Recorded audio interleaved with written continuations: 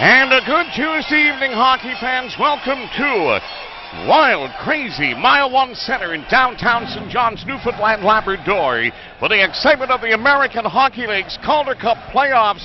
Tonight, your St. John's IceCaps and the red-hot Texas Stars deep from the heart of Texas.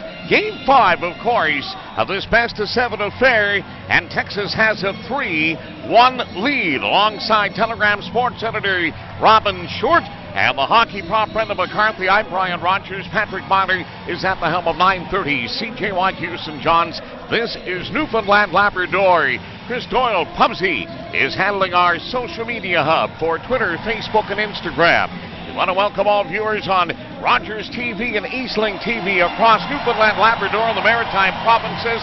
We want to say hello to those who are viewing on Rogers Sports Plus or Super Sports Packs in Newfoundland, Labrador, New Brunswick, and Ontario. Of course, we're on TSN 1290 Winnipeg, home of the Jets, and the Sirius XM NHL Network, Sirius 207, XM 211. The referees tonight are Mark Lemlin and Graham Skilleder. The linesmen, the local Jim Vale and John Grant.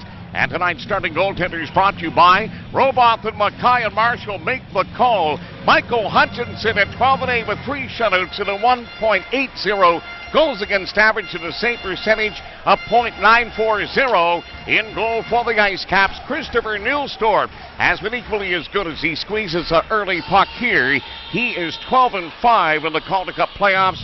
1 goose egg, a 2.15 goals against average, and a .919 save percentage. Of the starting goaltenders brought to you by Roboth and Mackay and Marshall make the call. Christopher Nilstorp, 32 saves last night on 35 shots. Played very well when he had to. Michael Hutchinson, by the way, last night, 34 saves with 38 shots. Hutchinson very good in the third period last night. And from the draw, here is Maxim Fortunas, one of our online and radio guests coming up in our first intermission. Led that attack, a new look line for the IceCaps. Adam Lowry with Andrew Gordon and Jason Jaffrey. Here's a backhand shot, and Gordon got that through. Now Sherratt will play it into the corner. Jaffrey threw it out here. It's loose, and Lowry tried to get it going for Gordon, but he couldn't make it happen. And Sherratt moved up there. He gave Scott Glennie a shot, and some of the IceCap fans like that. Rimmed off the board at center. Lowry trying to cycle it here along the boards. Gordon trying to tie up his man, and it's fired in to IceCaps territory. Here's Ben Sherratt along the boards. Eric Odell trying to free it up here, and Carl Klingberg, who had one of his best games, trying to get out. Here's Odell trying to burst in. Odell trying to ward by Oleksiak. Here's Odell giving good to Muller. Threw it out in front, and Odell trying to get to a loose puck. Chipped high in the air, and the IceCaps start with a bit of fury. And of course they have to. They're facing elimination here in Game 5. Now Ritchie down the wing with a shot, and Hutch to his knees will make the save, and he'll hold on for a face-off. The Odell Muller Klingberg line, very good last night. Muller scoring a goal, picking up an assist. That was Muller's 4th goal in 4 games. Klingberg also scoring a goal last night. Eric Odell picking up an assist. You mentioned Adam Lowry between Jaffrey and Gordon, a little change. So now we've got Kyle McKinnon out there with Josh London and Jerome Sampson. That's correct, and they've got to find some way to get some goal scoring. That's plain and simple. It's the name of the game. Keep it out, put it in. Here's Henderson chipping one in, and Kitchen, who didn't play a great deal last night, gave the puck up behind the net. And the IceCaps in a bit of trouble here. Jordan Hill throws it up the boards. Henderson got it here for Foxa. He has, of course, that huge line mate of his as well that plays on that line, Matai Stronsky. And now a puck here is played back into the IceCap zone. And St. John's will get it up here for Kitchen. He'll bust down the wing. Take a light bump along the boards. Puck through up to the middle. Now here's Curtis McKenzie. But it was Blair Riley who got a piece of him. He goes after it. Jordan Hill left it there for Johnny Albert. The puck comes to the line. Meach will keep it in. Here's Fortunas' a shot. That was deflected. And it went wide of the goal. I'm not sure if Lemelin, he kind of gave it a wave off like it may have glanced off the pipe, but I didn't hear anything. But now Meach Get it back, McKenzie. Fortuna's at the point, and a good stick by London. That's off the protective mesh. 2 minutes, 34 seconds gone here in Game 5, no score.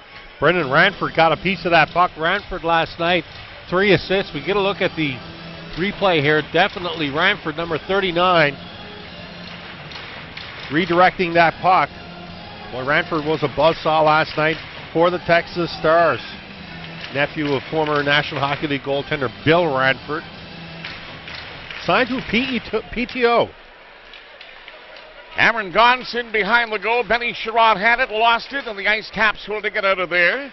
Here's a feed up ice, and here's Adam Lowry going up after it. Lowry, oh, and Jeffrey couldn't contain. Jeffrey and Andrew Gordon are looking for their first goals, believe it or not, of this series. They both only have 1 assist, and thus maybe a little infusion here to get 2 of the IceCaps' top scorers. In fact, they were 1-2. Jeffrey 1, and of course, Gordon 2. Here's Mueller getting a look, and Hutchinson made a dandy save there. Zach Redmond got caught. Now it's going to be Jaffrey bouncing it down the ice, and this is going to be icing. So St. John's are trying to find their way in the offensive forays against Christopher Nilstorp. They've relied heavily on Michael Hutchinson to keep them in most games. Now they're going to find a way to reciprocate. Good scoring chance there for the IceCaps. I think Cameron Gonson, He did. Texas defenseman, got a piece of that puck on the pass, that attempted pass to Jaffrey. You are correct, sir.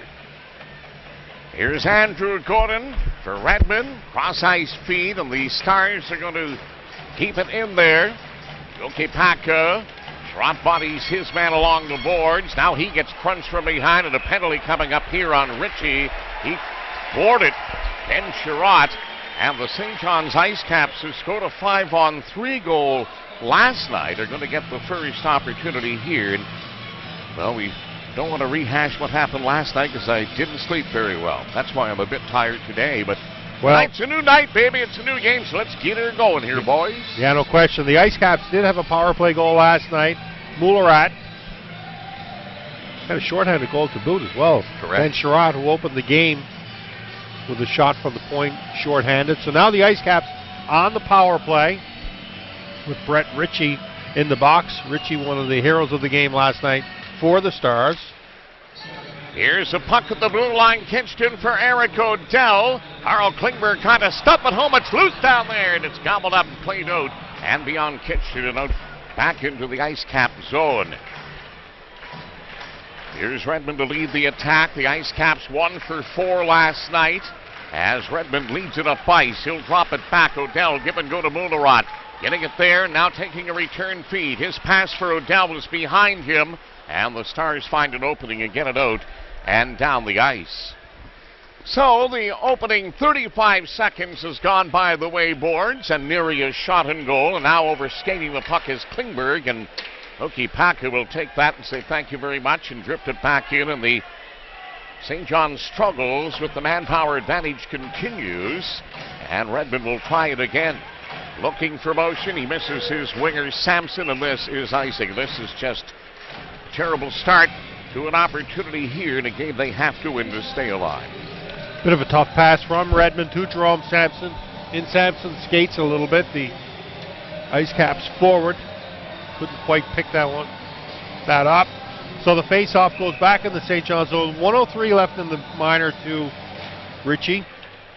Jaffrey won that face-off, and here's young Josh Morrissey. It's been a great surprise for the Winnipeg Jets organization. He'll flip one out here to Gordon, and he'll lose this puck, and now they'll blast it back in, and this power play has done absolutely nothing. They're going to overskate the puck, and now Will O'Neill's going to try to settle it down and get something going. Not many options as O'Neill brings one for Gordon.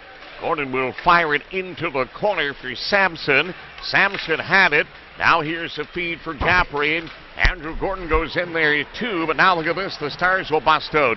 They're going to bring it back inside the zone. Here's Jeffrey.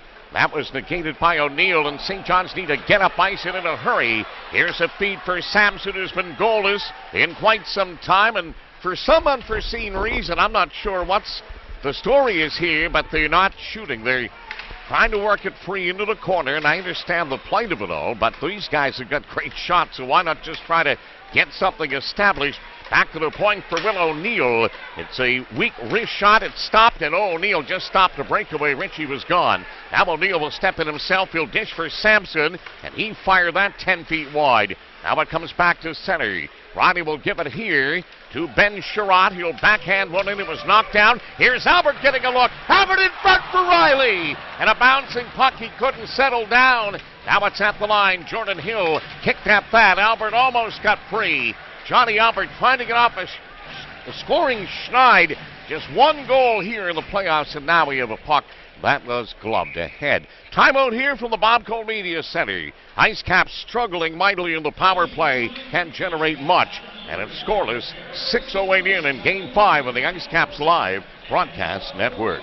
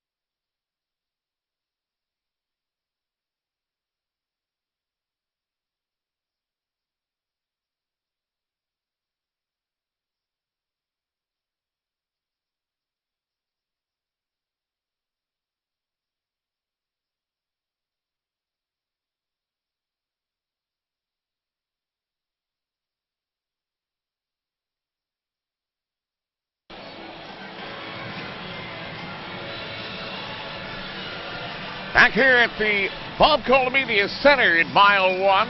No score in Game 5 of the Calder Cup Championship Finals. Alongside Telegram Sports Editor Robin Short and the hockey prop Brendan McCarthy. I'm Brian Rogers. Great to have you aboard wherever you may be. I'd like to say good evening to all the families and friends of the players who are tuned in on AHL Live on this beautiful Tuesday night as Odell throws his weight around on Hedden. Here's a feed for Kale Mullarat. Puck into the Texas zone. It's still there. Rat kicking at it. Now it's flipped by Hill. Battling hard is Ritchie. Good play here by Odell, and it's offside against Texas. Nearing the halfway point of the first period. 13:31 left. Scoreless.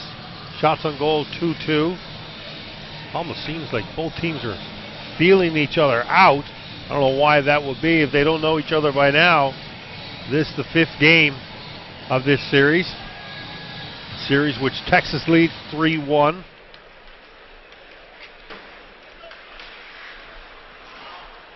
Good play by McKinnon to straddle the blue line. It was just kept in there by Sampson. And Josh London can't handle it, and the Stars will break out. Meach with an 8 move, hitting the line, dishing one off. Sampson took that away. Going to play it back for Will O'Neill. It goes up the boards and bounces back down. O'Neill off the glass and out. The IceCaps having a bit of a tough time trying to get themselves going out of their own zone, but the lead feeds. That has been one of their strengths all year long. So you credit the number 1 team in the West, who are a victory away from a Calder Cup championship, with doing a great job as Spronsky had it and overskated it. Sampson for Morrissey. Now for London, who will give a chase, but he's being thwarted there by Cam Gaunce, so now it's at the side of the goal. Jerome Sampson trying to reach out to get it. Sampson, who the IceCaps need dearly to get some offense going. He was a 28-goal scorer in the regular season and hasn't produced very much here in the Calder Cup playoffs. In fact, he only has 3 goals in 16 games, and St. John's are going to extend this series and get it back to Texas. They're going to need him to put some points up in this line, too. Jason Japri with Andrew Gordon back for Redmond. A shot. It's loose down there. They bang away at it. Japri tries to fish it out. Now it's played. Gordon a drive. He didn't miss by much. Furious action there, and if one could just go, maybe more would, and it wouldn't end up being what it was last night, a 3-0 lead that was dissipated. Now here's Sherratt. He'll step up and backhand one in. Gobbled up here by Patrick Nemeth. Nemeth in behind the Texas goal with a long feed for the speedy Ranford. There goes Mackenzie in first for Texas. into the corner for Ranford. To the point for Fortunas for Meach. Meach trying to get a pass in. It came off the heel of a stick. Johnny Albert leads the IceCap attack. Crisscrossing, feeding O'Neill. And he tried to set it up for Riley. Pinching on the play was Cormier, and here's Travis Moran, who's been a hero 2 games in a row in OT for the Stars. Calmly getting it to Maxime Fortunas, and he'll deliver it in to St. John's territory. 11-11 left here in the first period. IceCaps have had the only power play. They're out shooting Texas 3-2. Of course, that can change in a heartbeat, as we saw last night. It was absolutely something out of the Bizarro World comics, to be quite honest.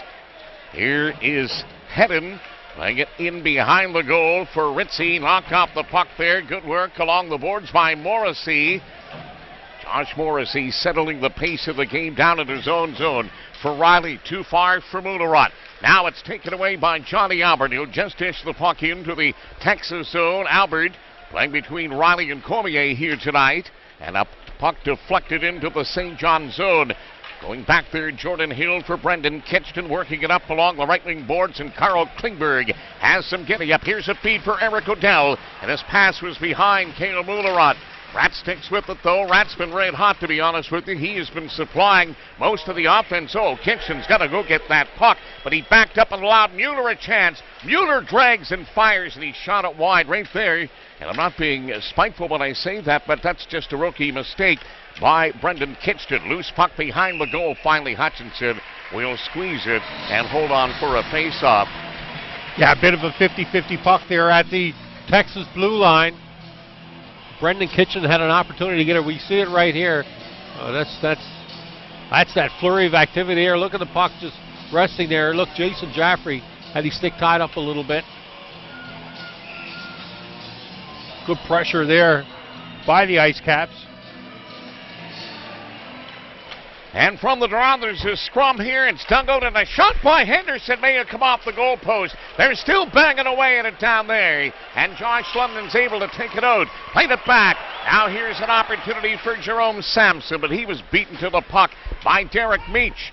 Kyle McKinnon turning it up the other way. He'll flip it and go in there after it. Meach charging hard back there. Lost a glove to Derek Meach. London takes the puck away, and it just misses that glove of Meach's down in the corner. Sampson dragging one for McKinnon. They tried to work it out front for London, and that didn't work. And now an opportunity here for the Stars to get out. A feed for Kevin Henderson. He'll backhand it slowly into St. John's territory, and Will O'Neill goes back to get it. 9 minutes and 5 seconds to the first intermission. And here's Johnny Albert trying to gather some momentum coming up through center. Took a bump in front of the bench there by McKenzie. Millstorp will play the puck into the corner. Albert caught an edge and fell, and the Stars will get it to Ranford. Ranford with a flip. Going in there is Curtis McKenzie deep in the corner, trying to feather one through for Ranford.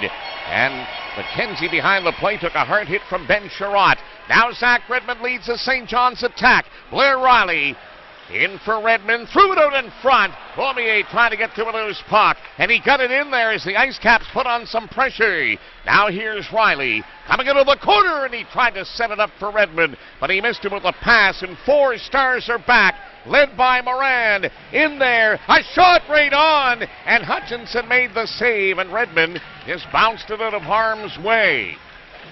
Shots are now 4-3 Texas. The IceCaps have had the only power play to scoreless first period in Game 5.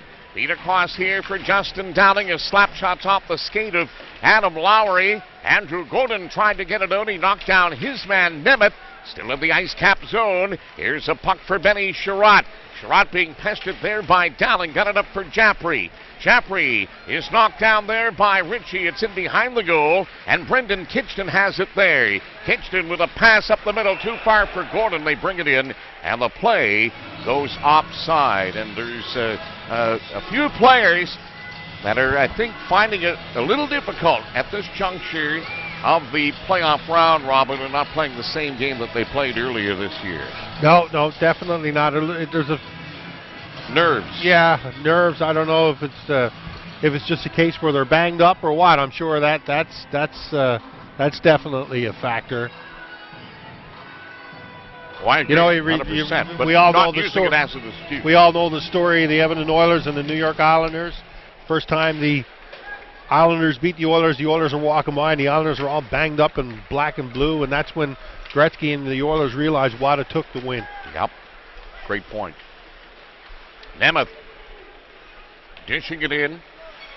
Lenny went up there, and he knocked Hill down. Now here's O'Dell trying to use his speed and creativity, trying to bust through there. Eric O'Dell for Cale Muller in the corner. Now for Carl Klingberg. Klingberg will get it back to the point for Jordan Hill. Over for Will O'Neill. Puck in his skates. O'Neill's going to backhand it into the crowd inadvertently. And the faceoff will come outside of the Texas blue line. Exactly 7 minutes left. Coming up online and on radio, we'll hear from Texas captain Maxime Fortunas. And also a chat with former National Hockey League defenseman, current Leafs TV and Toronto Marlies radio color commentator Bob McGill. And McGill's interview is very interesting. He makes some really good points about what it takes to win in the postseason and how he had a teammate that really opened his eyes back in his days with the Chicago Blackhawks. And it's a great story. Now here's London as Samson tries to come out from behind the net. Samson in front for London and hopped over his stick, and out it comes and back into the St. John zone. Will O'Neill up the middle here. Jerome Samson with a pass too far for London. Fortunas, the aforementioned, for Derek Meach, the ex-IceCap. On the fly comes Foxa. Foxa to the outside, trying to get a feed in there. Albert took away and played it for Morrissey, and Joshua Morrissey will bring it to center. He took a love tap there from Gantz, who played it in. Millstorp has had a real easy period of it, only 3 shots and goal. The IceCaps had 6 shots from the 9-12 mark of the second period through to overtime last night. That was it. So they've had 9 in that amount of hockey, and that's not going to do it. They'll fire it in. Cormier led Johnny Albert with that puck. Cormier protecting along the boards, trying to work it free. Here's Patrice Cormier for Albert, for Riley out in the slot, and it's taken away by the Stars, and they'll backhand it slowly into St. John's territory. 5:35 to the first intermission. Here's Redmond finding an opening, sliding inside the line, played it back for Cormier. The Stars not allowing the IceCaps much in the way of offensive forays. Here's Lowry waiting for Gordon and support. The puck deep in the Texas zone. Gordon fishes it out of there. Chapprie had it. Gordon got it back for Redmond. Over here for Ben Sherratt. Sherratt will drop it back for Redmond, who called for it. Wrist shot. That one hit Lowry in the back. Chaprie's pass for Lowry didn't work. He and Nemeth battled. Yoki Paka had it, and he threw it in the corner, and Sherratt's going to roar up there. And he played the body on Moran. Got it here for Ritzy, and up now for Hedden. Hedden waiting for company. Mike Hedden spins away, threw it in the slot. Sherratt took that away for the IceCaps. Denny Sherratt for Andrew Gordon. Gordon and Chapprie still looking for the first goals of the Calder Cup finals. And their center, John Albert's in the same boat. Here's a feed, give and go. Klingberg to bust in. Klingberg with a lane. Klingberg is shot. Oh, that one was off the pad of Nilstorp, and then the rebound was deflected just wide. Puck on the point here. Back for Brendan Kitchen. Here's the loose puck, and Klingberg at the side of the net, trying to work it free. Close calls here by the IceCaps line that's been doing most of their scoring in this series. That's O'Dell, Muller, and Klingberg. Here's a feed along the boards. O'Dell actually doesn't have a goal here either, but he's had a number of setups.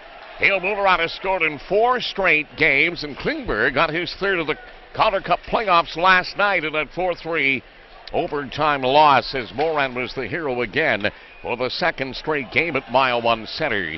Here's Klingberg now there at the end of their shift. The big Swede's going to get up to center.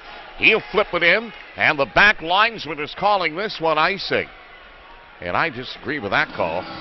But anyways, he made it. I guess he thinks he knows, but it looked like Klingberg got to center on that play. Nevertheless, they'll bring it back. And we're down to 3:38 in period number 1 scores. Texas Stars playing another real good road game, Brian. Keeping everything real simple. Not giving the IceCaps a whole lot of scoring opportunities, although Carl Klingberg, as you mentioned, a goal scorer last night, busting to the net, creating a pretty good scoring chance, making Nilstorp make the save, hacking away at the rebound afterwards. Now Morrissey trying to set up what could be a 3-on-2, but now Klingberg is at the end of his shift, and he'll rim it in this time and get the job done. Johnny Albert in on the forecheck as Patrick Nemeth tries to feed it here for Radford. Cut down by Cormier. He lost it. Coming back now, here's McKenzie with a shot. Hutchinson ducked there as he had that one rifled over his shoulder. Now Nemeth at the blue line with a deflection. Puck taken away here by Blair Riley. Some good work there by the Chase BC native. His pass was in the skates of Morrissey. Here's a puck deflected wide. And it's Cormier going up there, bodied by Moran along the boards. No score, 2:55 left here in the opening period of Game 5. Loose for Albert. Albert spinning away with an outlet feed for Riley, who chipped it by his man. Here's Riley trying to get up there to get to it. Blair Riley's got it. Riley cutting it on goal. It's loose for Albert, and Johnny can stuff it by goaltender Nilstorp. Nice shift there by Blair Riley. Yeah, Blair Riley showing a good burst of speed there. John Albert going looking for the rebound. I don't know, but Albert probably would better off driving the puck, the goalie, everything into the net. Still trying to find a way to get a goal past the opposition netminder Nilstorp, but he is not alone. 2:41 left here in the opening period coming up on television. And we've got you covered, of course, everywhere. Rogers TV, Rogers Sports Plus, Super Sports Pack, and Eastling TV. Will be the president and CEO of the St. John's IceCaps, Danny Williams. Head honcho. There's a fan here. She's a middle-aged woman. She's into it. She's waving the towel. Wearing number 1, Danny Williams, written across the back of her IceCaps jersey. Really? Yeah, they showed her on the big screen here at mile 1. Both teams getting a little bit of a breather here now. Scoreless, 2:41 left in the first period. Shots and goals, 5-4 in favor of the IceCaps.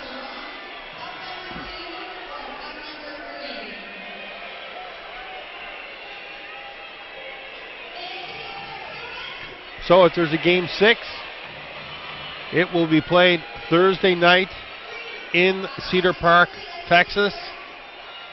If Game 7 is required, Monday night, down in the Lone Star State. Yeah, June 23rd. And if that's the case, Robin and I will have the action at 9:30 CJYQ. This is Newfoundland Labrador, starting with the IceCaps live pregame show at 9:30 Island time. Jaffrey capping up, and it'll point for Redmond. Over here for Ben Sherratt. In the middle for Zach Redmond. A race shot deflected there by Lowry, and went through Nilstorp, but out the other side. Captain racing back for a loose puck in his own zone. He'll dish to Redmond. Redmond steps up and fires it in. Nilstorp makes the save. Now a feed here along the boards for Henderson. That's kept on side momentarily. Redmond battling hard. Now it hops over Andrew Gordon's stick, and he'll play it back for Sherratt, who settles down a bouncing puck with Foxa on his tail. Stronsky had it, put himself offside, and was bodied by O'Dell. We're down to $1:49 left here in the first period. Scoreless in Game 5 from our 1 center. Both teams staying on the ice. Neither Willie Desjardins nor Keith McCambridge making any changes. Willie Desjardins, the rumor won't go away that he's bound for Vancouver, although there are reports that the Florida Panthers could be interested in the Texas Stars coach. Florida Panthers are interested in anybody. They always seem to find a way to get their name in the mix, but I don't think anybody really wants to go there. I mean, Sunrise is a great place, but when it comes to hockey, I don't know what the atmosphere is pretty crummy. Outside of the Canadians that flood there, many of them Quebecers or Quebecois, because they're so used to spending summer sun fun time in the winter. Outside of La Belle Provence. Lexic playing it for Gantz, who called for it. Ritzy made a nice play. Got it here for Hedden, who walks in and scores. What a beautiful goal by Mike Hedden. He just waltzed in there and undressed the IceCaps and sunk it under the bar with 1:08 left. A dagger from Texas, and they lead 1-0. Boy, oh boy, didn't Mike Hedden make that look too easy. Gonna look at the replay here. You see Hedden kicking the puck up to his stick and throwing it upstairs. 10 feet of him, so that's an easy pickings for the Texas Stars. And they draw first blood here at 18:52. Heading with the dandy in a 1-0 Texas lead. So the Stars shining again brightly at mile one as Redmond steps through everybody. Give and go to Jaffrey. Back for Redmond, and he just missed a redirect. Now it's fed toward the front of the net. Bouncing it through center. And it's fed back in. Jaffrey upended there by Glennie. And it'll be Yoki Paco bringing it back here for Texas. He'll slide it to Travis Moran inside the IceCap zone. The backhander Hutchinson made the save, and now a penalty coming up, and the IceCaps game is starting to run into problems here. It's going to be a hooking minor called by Graham Skilleter, and it's going to go to Zach Redmond, and the IceCaps turn the puck over in their own zone again, and Michael Hutchinson had to make yet another stop. Boy, Michael Hutchinson, hasn't he been so superb for the IceCaps through these entire playoffs? Came up big last night when they needed him. The third period stopped a lot of rubber. Wasn't good enough, though, to stem the Stars' tide. Well, this is, without any doubt or any hesitation to say this on my part as the team broadcaster, the best hockey club the IceCaps have seen in 3 seasons of AHL hockey outside of the juggernaut that was the Norfolk Admirals in year one. This is the most complete hockey club that this team's played. Yeah, no question. It's a very, very, very good team. Not quite as good as that Norfolk team. That team was something else. No, well, I mean, that was the team that just isn't that so excited of mind. How many? I believe I'm going to say 9 players from that team played with Tampa Bay this year. Oh, without a doubt. And of course, John Cooper was the leader of that team, and they started their bonding and how they became a club in Newfoundland, Labrador. And the Mary Browns Cup against the IceCaps. So a power play for the Stars, and this will do it for the first period. They'll have a $1.29 to work with in Zach Redmond's hooking minor. Shots were only 6 apiece. The IceCaps having a very difficult time generating offense. Still lots of hockey to go, but it can't just be Hutch being clutch. Some other guys are going to have to step up here to keep this thing alive as the Stars have a 3-1 series lead. Game 5, first period intermission is next on the IceCaps Live Broadcast Network.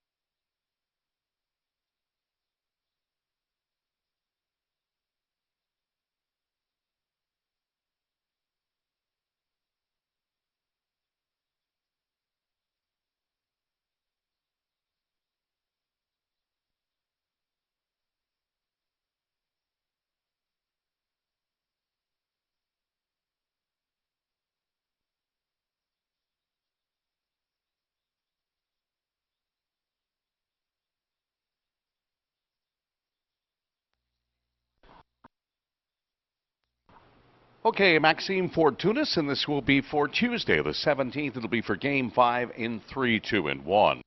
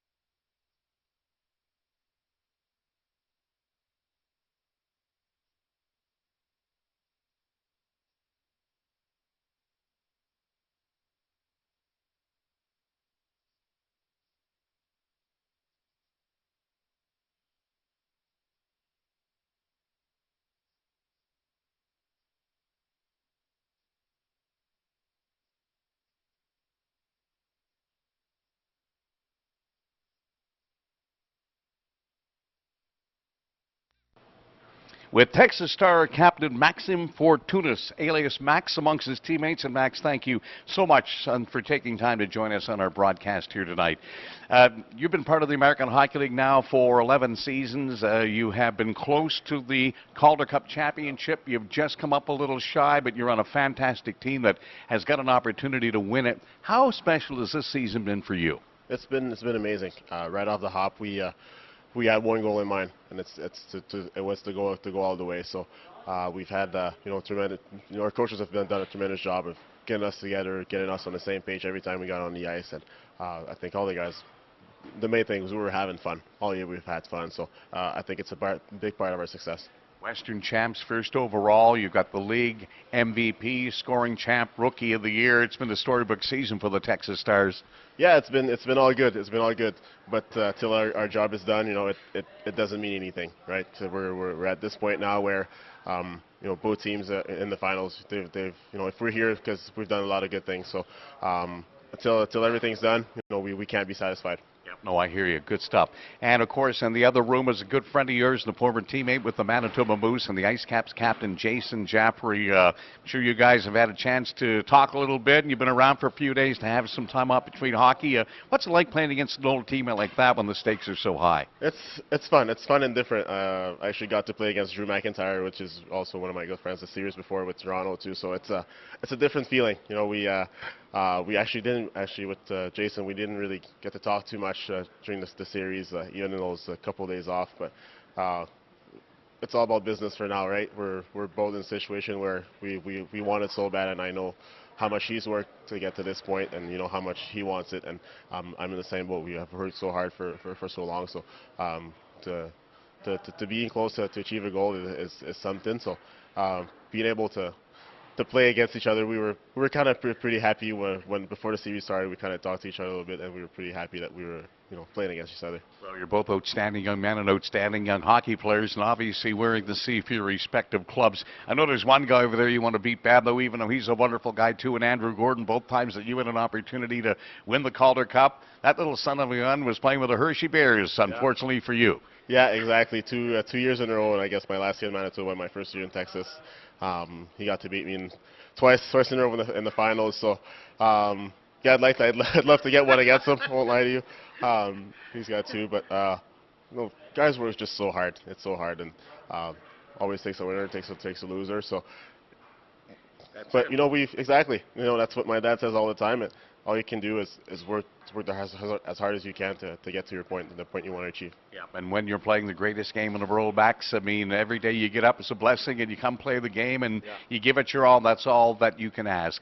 I want to talk to you a little bit about your background, growing up. Where were you born and raised? Where you played your minor hockey, and then when you went to the Q? I played my minor hockey down in La Prairie, Quebec, which is South Shore of Montreal. That's where I was born in Montreal. So it's growing up there, and then moved on to junior in Quebec, in the Quebec Major Junior League in Baie-Comeau. Played 4 years over there, and which is a great city also. It's a small city. Those junior cities the small ones are always awesome. We had great fans over there too. So. And then went on to play pro in Louisiana and the East Coast a little bit, and then in Houston also, kind of up and down. And that's where after that I started in my career in Manitoba after. So it's been a long haul. It's been a long haul. Yeah, well, you've done a great job, Max. Thanks for taking time to join us on our broadcast. Good luck, son, and keep the dream alive. It's been a great series, 2 wonderful hockey clubs, and I think there's mutual respect and a lot in common. So maybe best team pull it out. Yep, thank you. Maxime Fortunas, the captain of the Texas Stars, and they are just 2 periods away from being crowned Calder Cup champions, and they have the game's only goal, a beauty by Mike Hedden as he waltzed it uncontested and popped it over Hutchinson's shoulder in 1852. His 8th of the Calder Cup playoffs from Ritchie and Gaunt's even strength.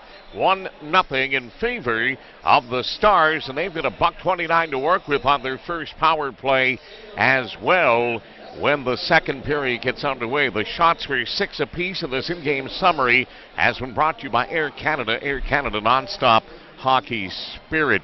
Bob McGill, former NHL defenseman, color commentator on Leafs TV and also on the radio with the Toronto Marlies broadcast team. He and Todd Crocker with the call of the former St. John's Maple Leafs. Giller's next, joining us in our first intermission on the IceCaps Live Broadcast Network.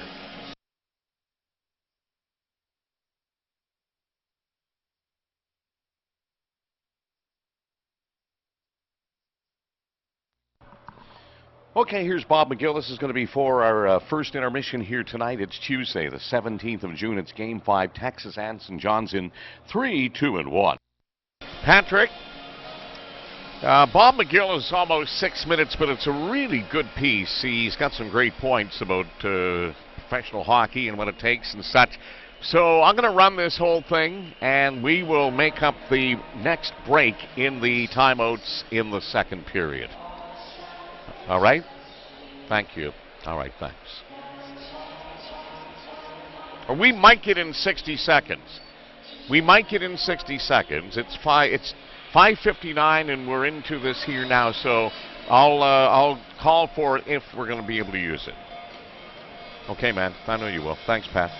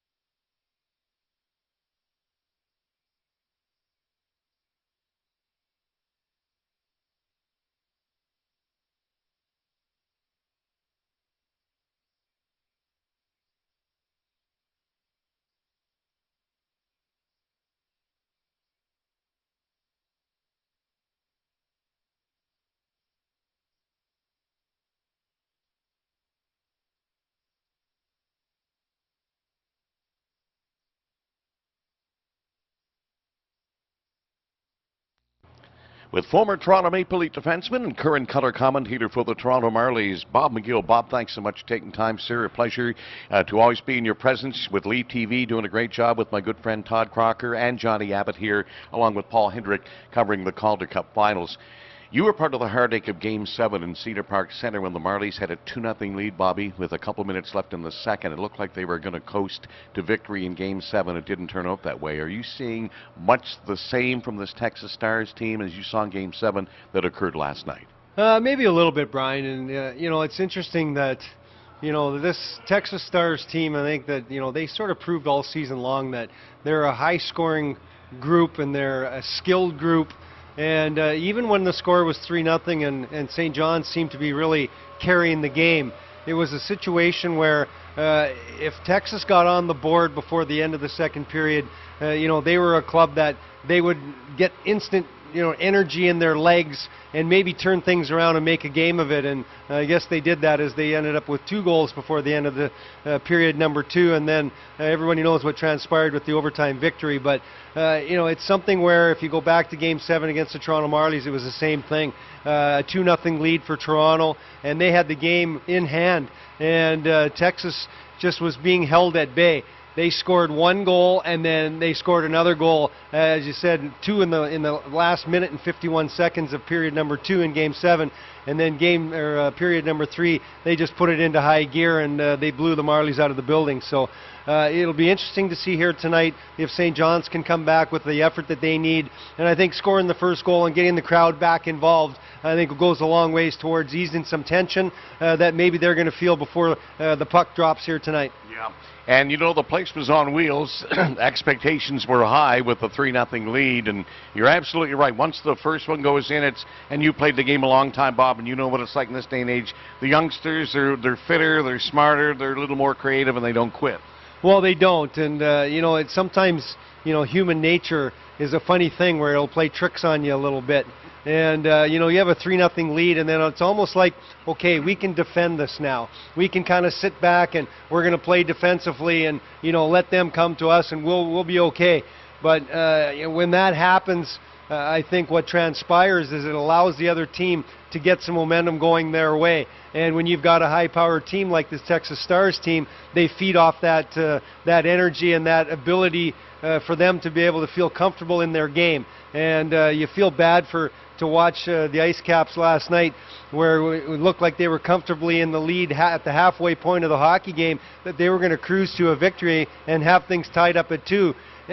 But at the end of it, it's such a difficult thing to watch, and I feel for them because I've been in that situation myself in my career, where you had seemingly a game in hand, and you let the other team back into it, and before you know it, it gets away from you. And again, it'll be interesting to see tonight if they can bounce back. Yeah, there's no question that it was heartbreak there, and I'm not going to make excuses, but I think there may be a few key guys on the IceCaps that are playing with the hearts of lion, but maybe just don't have the legs, and the body's pretty banged up. And that goes for both teams, but I think you can see it. We're not naming names, but I think you can tell by the performances that they are maybe at the end of the line here. Well, you're right, and it's something where through the course of a playoff run, it's difficult to stay healthy. And the one thing too is the Texas Stars, they have a lot of travel throughout the course of their regular season, but you guys here in St. John's, the travel and the amount of times you guys spend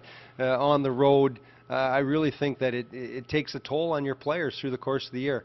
And when you get a nagging injury or two, it's tough to bounce back, especially at this time of the year when you lay everything on the line every game.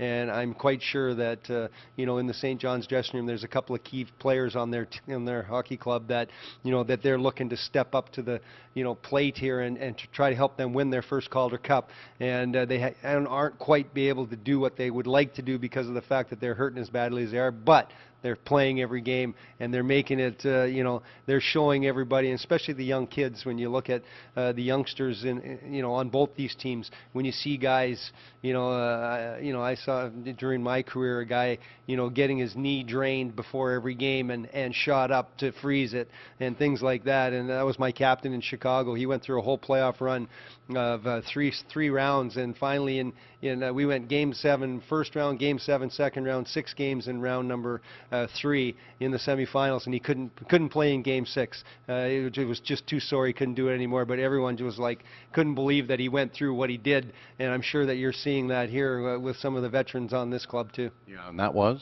Dirk Graham. He was the captain of our team in Chicago, and he broke his kneecap 6 weeks to go in the regular season. They said it would heal, but playoffs came and it wasn't healed. And he injected it Game 1, and then it would swell up the size of a grapefruit, and they would stick a needle in there and drain it, and then freeze it up for every game. And he played through it. And I tell you, I had a very much new respect for a guy when you see that on a game-by-game basis in the playoffs. And at the time of the year, guys sacrifice themselves for their team, and I'm sure that's going on here with both these clubs. Bobby, thanks for this and the insight. Always a pleasure, sir. Have a wonderful summer. Keep up the great work with Leafs TV and the Marlies on the radio. Thank you very much, Brian. Great to see you, and certainly look forward to coming back here to St. John's one day. There's Bob McGill, one of the real good guys in hockey. That's an outstanding job for Leafs TV and the Marlies radio broadcast. We'll take a 60-second timeout. The second period's next on the IceCaps Live Broadcast Network.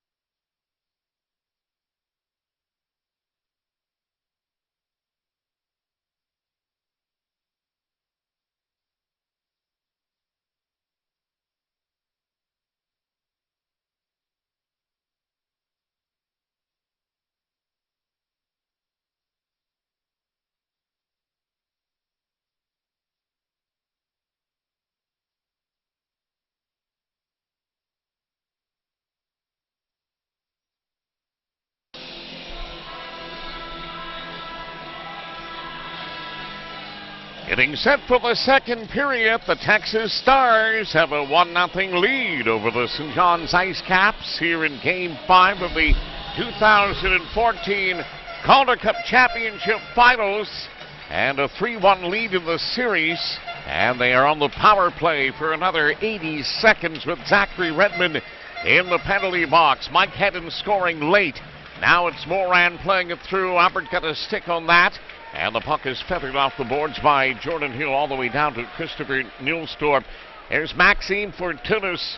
Well, the good guys in hockey, there's not many bad guys in hockey, to be honest with you, but a great chat with Max the other day. We ran that in our first intermission. He's a delightful young man, trying to win his first Calder Cup. He trying to bury one there through a screen. Here's McKenzie here for Mueller. Mueller's been fairly quiet, Robin. He had some big numbers this year for Texas, but the IceCaps have kind of been able to keep Chris in check. Not many of the others, led by this guy with the puck, Travis Moran, the reigning MVP and scoring champ, who's leading the Calder Cup playoffs in points.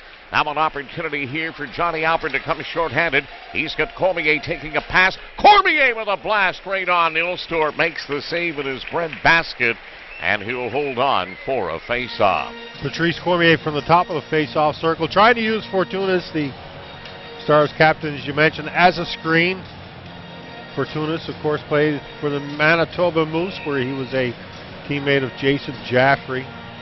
20 seconds left in the Redmond minor. Cormier stays on the ice along with Adam Lowry, Jordan Hill, and Will O'Neill at the blue line. The face-off is in the Texas zone.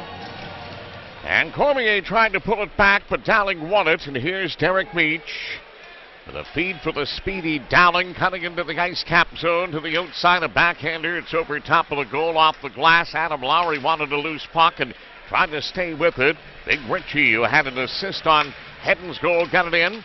Nice play by Dowling. Here cutting is Hedden. He fired one back that Richie gloved down, and it's gloved ahead here, called by Mark Lemelin.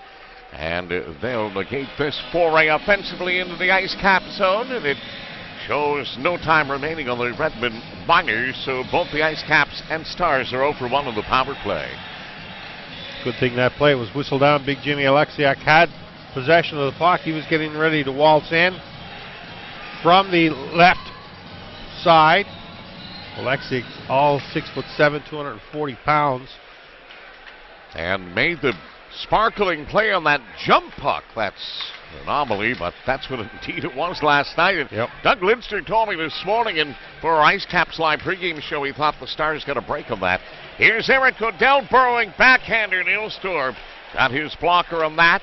Line changes here. O'Dell's between Jaffrey and Gordon. Here's a shot. It's loose. Oh, Nielstorp somehow kept that out of there, as it was fired from the point by Will O'Neill, and the Stars ice it. I'd love to have another look at this one. They just can't buy a goal. No, they can't. Will O'Neill, quick little shot from the right side. Nielstorp thought he had it, but judging by the reaction of the crowd, it's squirt between his pads. We can't see it from that angle. Nope. But clearly Eric O'Dell knew it was there. He raced to try and knock it in. He did. Here's a puck toward the front of the net. The IceCaps.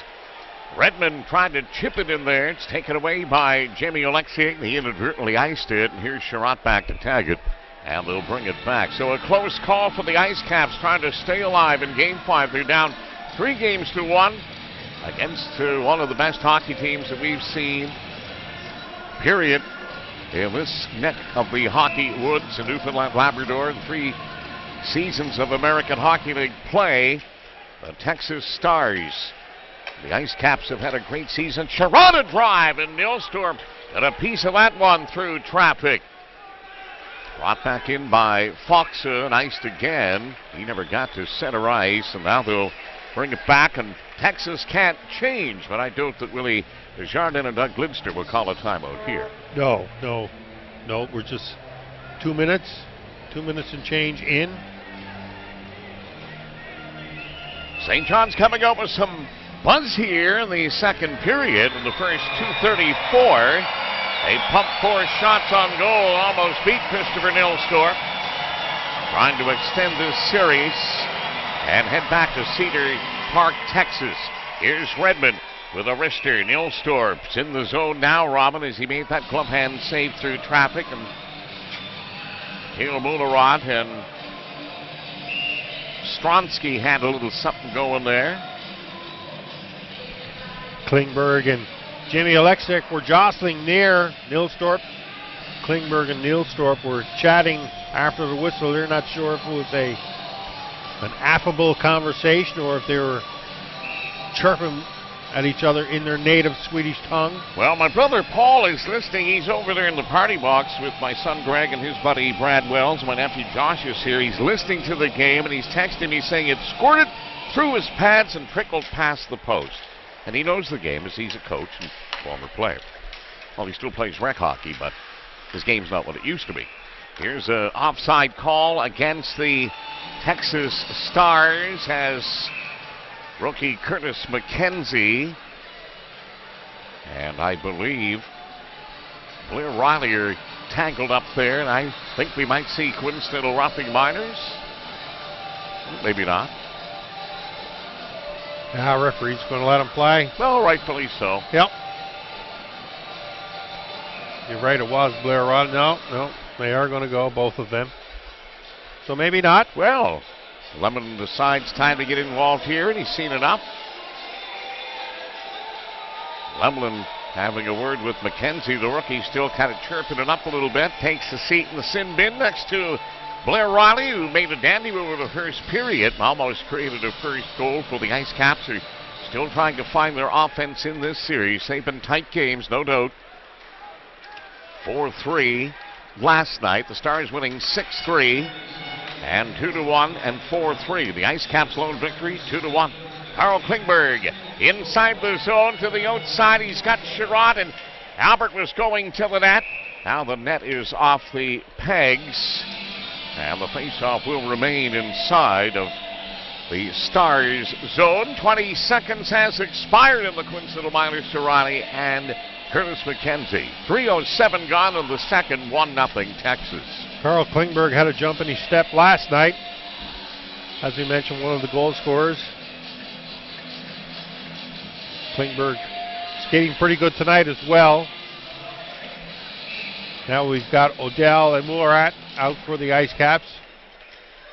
Eric Odell battling with Derek Meach, and now it's Scott Glennie, the Winnipeg native, who has found it cold here, Robin, and he's from Winnipeg. Can you believe that? He's from Winnipeg, and he finds it cold in St. John's. I was joking with. I gave it to him pretty good the other day. You're going to be kidding me, right? You playing down in Texas, I guess everything feels cold when he leaves there, right? But, you know, he's from the Peg. He's from the Peg, if not the coldest city in North America. Here's Morrissey for Will O'Neill, dishing for Odell, trying to find some open ice. He'll get it up to Mularot, who steps up there in the slot. Here's a drive that's fired wide by Will O'Neill. And the Stars, Dustin Jeffrey will bring it up as far as center. Derek Meach, one-handed one by O'Neill, went in there on the forecheck, but Odell played it here for O'Neill in his own zone, being forced behind the goal by Chris Mueller. Give and go to Morrissey. This is where the good skaters can get it going, and here is Odell, but they're at the end of their shift, and there's half a minute left in this four-a-side hockey. 4:20 gone here in the second. 1-0 Texas, being outshot 11-6 by St. John's. They were 6 apiece after 20 minutes. Tape to tape to Jerome Sampson, who could use a goal. Here's a shot. Nilstorp made the save. Andrew Gordon couldn't get the rebound. Now a steal. Sampson tried to dish it out in front for an awaiting Kitchton. He hit it off the side of the net. Here's another shot, and that one is blocked by Oleksiak. And he'll bring it back. That hit the skate. Now here's Blair Riley into the penalty box. Riley fired. He tried to go top corner on the far side, and the Stars roar back, and it's Ritchie who's been a real pain in the butt. He scores. Michael Hutchinson. Whoa.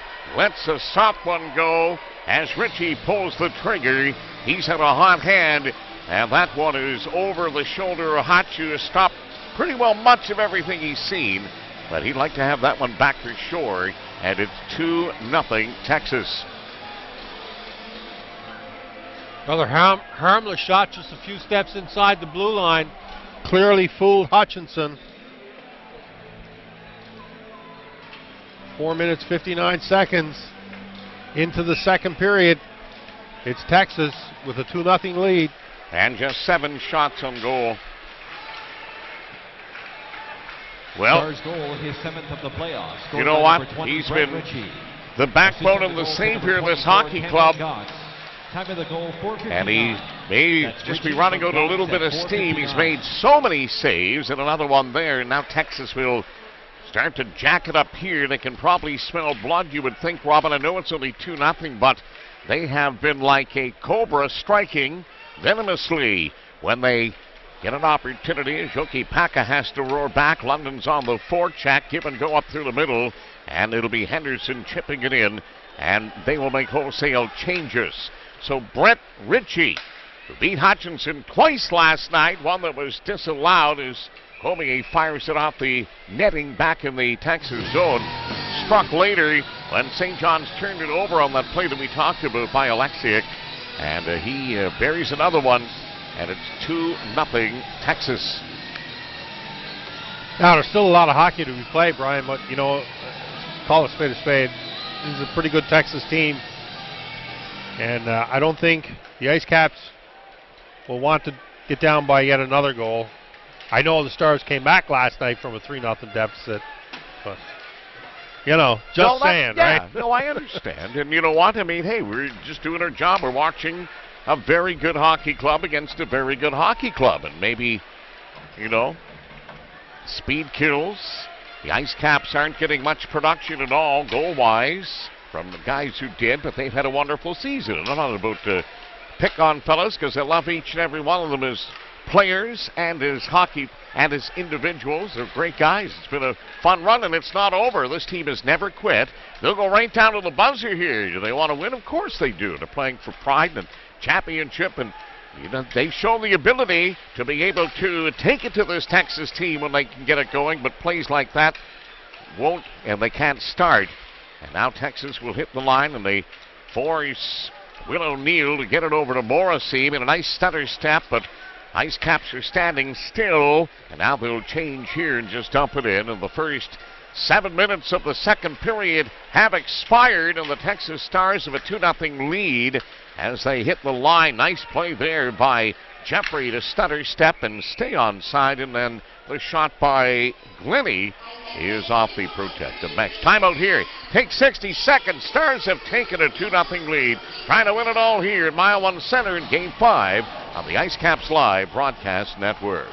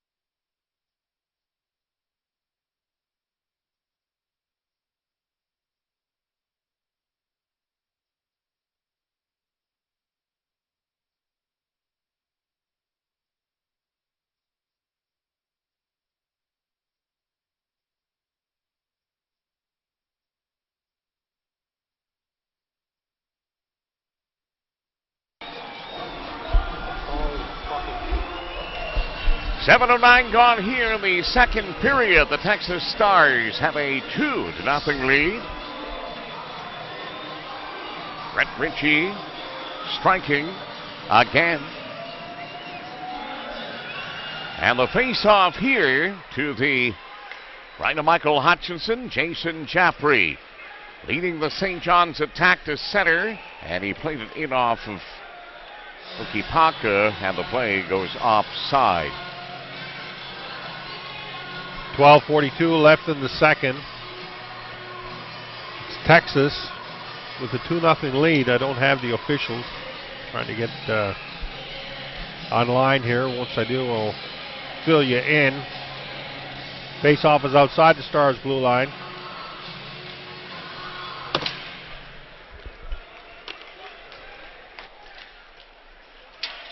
And it's fed back into the Texas zone. And fed out here to center where Richie's on the move again. That poor Pretty much laptop. so. You better send that laptop to the repair shop tomorrow. You may have split it in half and crushed its feelings. It's never going to work for you again. Chill, McGill. It's only a score. Hey, we know it's 2-0 and Richie scored, so don't beat yourself and your laptop over it. How about those sound effects, folks? Here's Joke Paca to zone in for Nemeth. And on the forecheck is Klingberg, but the Stars are going to rim it up to center, and Richie is there again. What else is new? Drop one back here for Dowling. He threw it at the net. It's loose, and it's just chipped out of there by Carl Klingberg, who heads to the St. John's bench, and the Stars will throw it back. And by Morrissey, getting up there are the Stars, looking very comfortable here in their quest to win the Calder Cup. They have a 2-0 lead, 2 goals on 7 shots, a 3-1 series lead, and they're looking for more as Fox slid it in. Hutchinson made that stop. Will O'Neill had that taken away. Henderson for Fox along the boards. Stronsky is the other forward as they put on some pressure. Now it's Adam Lowry trying to beat Maxim Fortunas to a loose puck. Lowry's got it. He dropped it back. There's nobody there. Henderson now the other way. We'll flip this one in. Redmond's got to go get it. Fox is there. Stars continue to battle along the end boards. Andrew Gordon trying to pull that puck out of there. The IceCaps are bottled up, and finally Redmond will get some real estate to roam. Here comes Zachary Redmond through center. A couple nice moves. Hit the line. Try to get a pass through Jaffrey, and this goes offside. I hate to say it, but the well appears to be fairly dry. 9:17 in, and the Texas Stars continue to lead Game 5 2-0. Redmond going offside there kind of sums up how the IceCaps are playing here this evening. As we see Texas on the scoreboard 2-0. IceCaps just can't get anything going whatsoever. Well, the Stars, with all their diversity, Robin, are showing everybody why they were the #1 team in the American Hockey League and have won the Western Conference Championship. As they work it around, they almost had the backdoor feed for more. And again, I mean, it's a thing of beauty to see. Look at this. St. John's trying to go up ice and are barely able to make a play. And now 3 Stars are back in again, led by Morin, who trying to beat Redmond. Morin's got it back to the point. Nemeth with a drive that was blocked by Benny Sherratt, and Zach Redmond will go get that puck. Here's Jerome Sampson along the boards for Eric O'Dell, and the battle continues, and the battle is just trying to get the doggone thing under their own zone, and they cannot do it. And now finally Redmond will spin about and put on the brakes and try to straighten things out here. Cross-ice feed for Sherratt, and Sherratt moves in, and Benny Sherratt tried to go to the puck. He was hauled down. The play continued. Then it was fed off him, and it almost got to him. Skillity watched that play develop and let it go. Now back the other way, a feed here, and Jeffries skates. Taken away by Sherratt for Jordan Hill, and back for Ben Sherratt. 2-0 Texas. 9.5 minutes to go to the second intermission. We'll hear from the reigning AHL MVP as Hedden gets a breakaway and heads it on goal. Big play there by Hutchinson, who made the save as he keeps the IceCaps still alive. And Texas almost put what might have been a final dagger into the IceCaps playoff aspirations there. And Michael Hutchinson wasn't even certain he had that puck covered. We see in the replay, he's looking behind him. Puck was indeed tucked underneath his pads. You're right, I think if Texas had scored that, had scored right there to make this a 3-0 game. Might be tough. Yeah. Hey, you know what? We're not writing IceCaps cops off at all. So I get a little British on you. Red just sent me a text from down in Blackstone, Massachusetts. And he said, tell Too Tall it was Ritzy from Gauntz. There we go. Yeah, he didn't give us the time, but he got the assist for you, so. There's the shot, they score! Jordan Hill let it fly from the blue line. We'll wait for the official, but the Sarnia, Ontario native has got the IceCaps on the board at 11:06. A screen shot from the point, and it's a 2-1 hockey game. That could be what the doctor ordered right now. Jordan Hill, a little quick shot from the blue line. I can hear the hockey prof in the background saying that it's Jordan Hill, a playoff hockey scoring machine. Now here's Cormier stepping up. Cormier shot. And the save is made by Nilstorf. Jordan Hill. Assist on the goal to number 15, Jason Jaffrey. And number 10, Andrew Gordon. Time of the goal, 11:06. That's Hill from Jaffrey and Gordon at 11:06. Maybe that's an omen right there. Just the second points of the championship final series for both Jason Jaffrey and Andrew Gordon. They're still looking for their first goals. And the face-off now of the Texas zone as the IceCaps try to stay alive. And this has got the sellout crowd of Mile 1 Center, 6,287, into a bit of a more joyous mood, to say the least. Now Henderson trying to bust by Will O'Neill. Gobbled up here by Morrissey. Josh Morrissey for Blair Riley. Give and go to Johnny Albert. Albert stepping inside the zone. He tried to pass and he didn't shoot and try to pass, and that play was broken up easily. Morrissey now will give it to O'Neill. Here for Albert. He'll try again. He's going to dump it and go up there after it. Johnny Albert going in along the end boards. IceCaps trying to get things going here. Back to the point. Redmond over here for Ben Sherratt. Sherratt with a shot. Never got through. Here's Albert going after it. Along the boards, it's going to be flipped to the point. Sherratt knocked it down, kept it in. Albert's waiting for that. He tried to come into the corner. Don's got a piece of him. And the puck will come here to Foxa. Plays it up at center. Sherratt gloved it down. Got it to Mulerat. Mulerat here for Klingberg. Charging up there. Carl Klingberg trying to beat Cameron Gaunce along the boards. Klingberg will haul it back. Now he loses it. Good play by Odell to get the puck to Klingberg. Here's Klingberg. Oh, and he had Hale Mulerat parked over on the far end of the crease, but he couldn't get the puck to him. So Jordan Hill has scored his second goal of the Calder Cup playoff, second goal of this series. And he's got the IceCaps back in the hockey game. With 7:20 to go here in the second period. Here's Klingberg and the pass up, and here comes Mulerat. Eric Odell's the trainer, takes that pass. Here's Odell trying to maneuver in around Yuki Paka, and he couldn't get done. And now Odell's going to burrow under there as he caught an engine fail. A feed here for Jaffrey. Jaffrey dumps and goes up in on the forecheck. Yuki Paka will play it to center. Taken away by Ritchie. The IceCaps can't contain. Dowling's back. Dowling to the outside, slams on the brakes, feeds one in for Dustin Jeffrey. Will O'Neill took that away. Josh Morrissey with a right wing pass for Gordon, and here comes Lowry. Lowry busting into the Texas zone, trying to work free. Here's Lowry with some great work. Lowry tried to work it out, and Jaffrey goes up there after it. Now it'll be Dowling. The Truckee center takes a hit along the boards there from Lowry. The puck is still in the Texas zone. Backhanded to the line. Glove down. Andrew Gordon took a whiff at it. Now he'll get it here to Lowry. The play continues. Jaffrey having to go to the corner. Threw it back to the slot, and nobody was there. And Josh Morrissey is forced to come back for it. The IceCaps now energizing the crowd and their bench with the Hill goal. Long feed up here for Jerome Sampson. Here's Sampson trying to ward off a check, and it's taken away there by Oleksiak. The IceCaps need to get some guys going who haven't produced at all in this series. McKinnon over here. It's Jordan Hill one more time, and his wrister hit a skate. Great job by McKinnon to keep it alive. London into the corner for Sampson.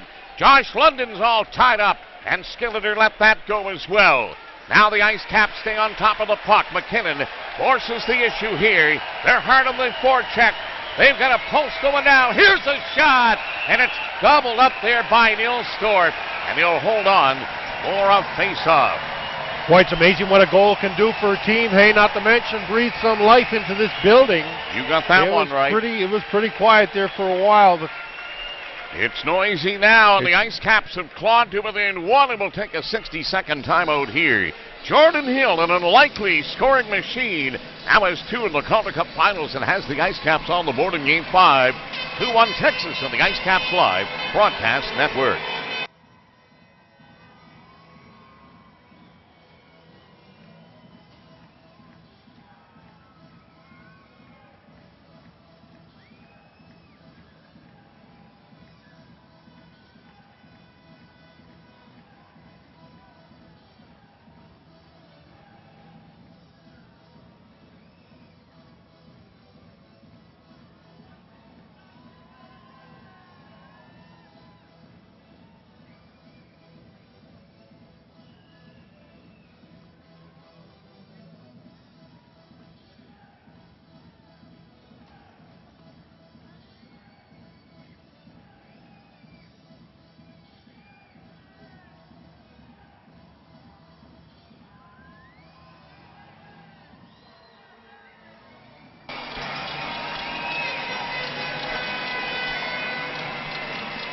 Back here at the Bobco Media Center in mile 1. 5:26 to go here, the second period. Texas Stars 2, the St. John's IceCaps 1. It's Game 5 of the 2014 American Hockey League Calder Cup Final. Eric O'Dell, Cale Mullarat, and Carl Klingberg. Klingberg in behind the Texas net for Mullarat. O'Dell, who's now trying to join that scrum. He's trying to stay to the outside, looking for the puck to squirt free and use some of his creativity, and he's got tons of that. Penalty coming up here, and it's going against Texas. Batted down with a high stick, and a hooking call coming here by Mark Lemlin. Fully engaged in this game. And he's going to send Chris Mueller to the penalty box, and now the IceCaps will get a second power play. Both teams 0 for 1, Robin. Now, how big would this be if the IceCaps scored on the power play right here? 5:06 left in the second period. It's Texas leading St. John's 2-1. It's Gordon out there with Jaffrey and Jerome Sampson, Josh Morrissey, and Will O'Neill at the blue line. Gordon will take the face-off against Travis Morin. Yeah, and all 3 of the IceCap forwards up front do. Yeah, oh yeah. And Andrew Gordon wins it cleanly for Will O'Neill. Here for Josh Morrissey. Trying to get the puck through, and now the Stars batted out. They had what looked to be a good opportunity going there, but it went askew. And now they've got to try it again. Here's a huge juncture of Game 5. A defeat for Morrissey. He's able to tip it in. Jaffrey going up there against Nemeth.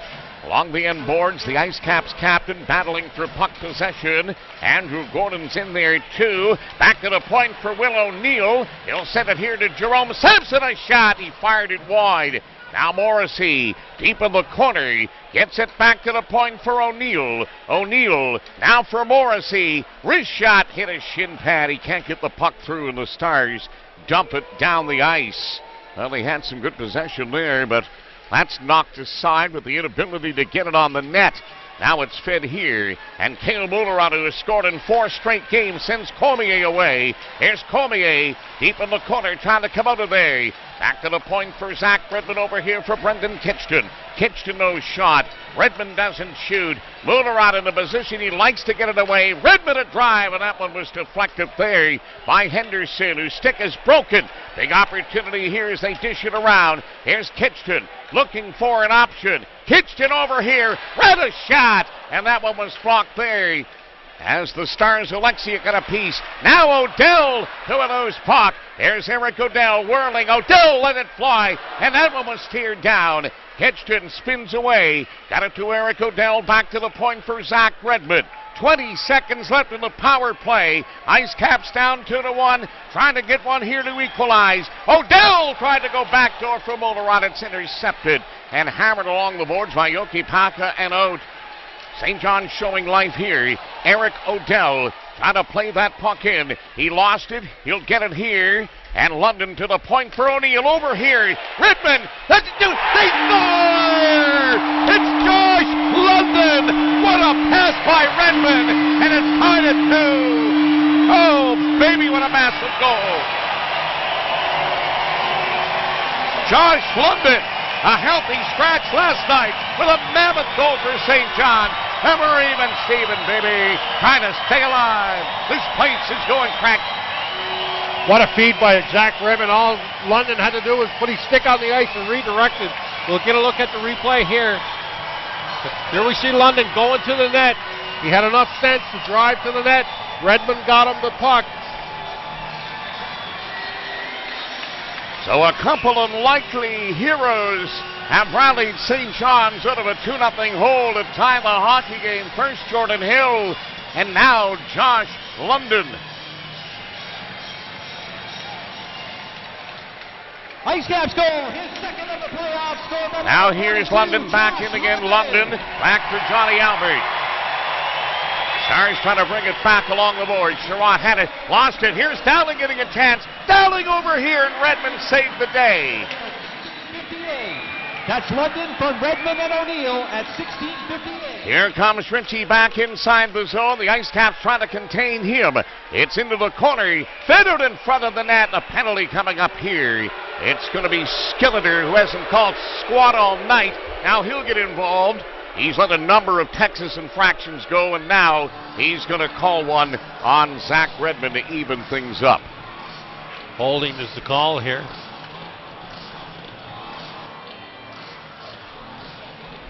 So now the IceCaps #1 penalty kill as they go to work. It's Cormier out there with Adam Lowry, Jordan Hill, Ben Sherratt. Critical kill right here, 2:32 left in the second period.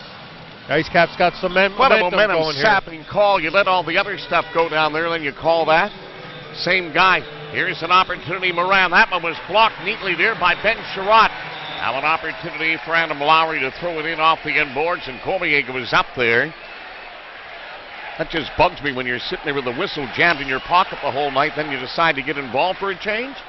Lemelton's been deaf to the action, and he's called what he's had to see, letting them play for the most part. The other guy, well, he just saw what he called there on Redmond, and Zach's second penalty of this game. Here's an opportunity and a shot that's blocked by Sherratt, who's having a big night defensively for St. John's. Adam Lowry to a loose puck and he'll chip it out and down the ice. That's the last I'll chirp, but that really pees me off. So the IceCaps here trying to stay in a 2-2 tie, trying to ward off elimination here. It's fit in front, and Hutchinson makes the save as McKenzie got his stick on that centering feed from the corner. Minute 2 left in the Redmond minor. Sherratt will stay out there along with Hill, Albert, McKinnon up front. And it's won by the Stars. Here's Derek Michaluk, and he fired it wide. Ritchie had another shot. Great save by Hutchinson. The Stars even up the shot clock at 17 apiece, and Hutch, who may have given up what he'd like to have back off the stick of Ritchie, has come back and bounced back into fine form one more time. You don't think Michael Hutchinson had a little chat with himself after that second goal by the Texas Stars? You know.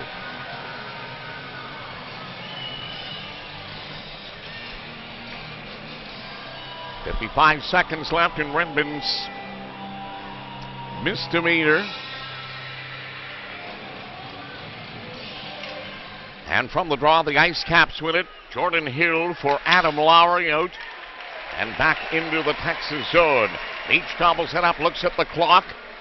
Dipsy doodling through, center hits the line. Meach with a couple nice moves, went in, and a good stick by Hill. Thwarted the ex-IceCap, but to Winnipeg, Manitoba from giving his hockey club the lead. Now was 40 seconds left in the minor to Zach Redmond. Coming up on television, the Hockey Hot Stove, hosted by Peter Walsh, joined by Telegram Sports editor Robin Short, Howie Meeker Jr., Randy Piercy, and the IceCaps insider Chris Ballard. On radio and online, we'll hear from Texas Stars sniper Travis Moran as St. John's just turned the puck over, and Hutchinson bails them out again. It's been the story of this series. Well, what happened there, the IceCaps tried to clear it, but the puck actually bounded off the referee, Graham Skilleter. Jesus. It went right to the Texas Stars player. Just rotten luck for the IceCaps. But thankfully, Hutchinson was there to make the save. And wouldn't that have been a sweet? Oh, that would have been heartbreaking. Here's a power play to even it up, as I haven't called squat all night, and now one bounces off you. Backdoor feed here for Moran into the final minute of the second period. The Texas Stars and the IceCaps tied at 2. St. John's have rallied to pot a couple. The feed here for McKenzie. He'll move the puck back to the top of the circle. He wanted to give it to Moran. They always want to go to that option because he's the gunner. Now a backdoor feed. Here's the shot. Hutchinson out to make a save. Now the puck's for free. And it's going to be a race here. Nilstorp coming out as Moran got back to protect. Redmond's out of the penalty box, so the wonky call on him goes askew. Yoki Packett drags it back. Here dragging was Mueller, and he fired it wide. Inside 20 seconds left in the period. St. John's trying to get that puck out of their zone. Here's Benny Sherratt along the boards, and Sherratt's going to dish it, and it'll be gloved down by Yoki Packett back at center. It's going to do it for the second period. The IceCaps fell behind by a score of 2-0, but they've rallied here, and they get a great ovation from the fans at Mile 1 Center. They're tied at 2 after 40 minutes of play. Second intermission coming up next on the IceCaps Live Broadcast Network.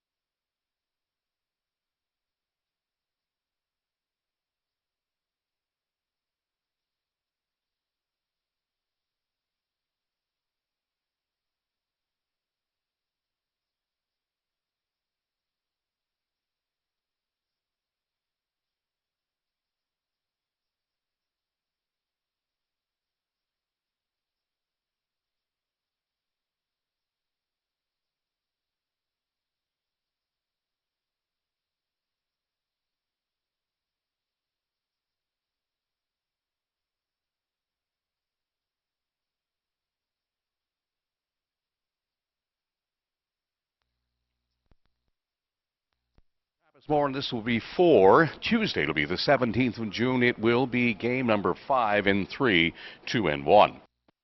Patty, what are we behind here? Okay, thank you.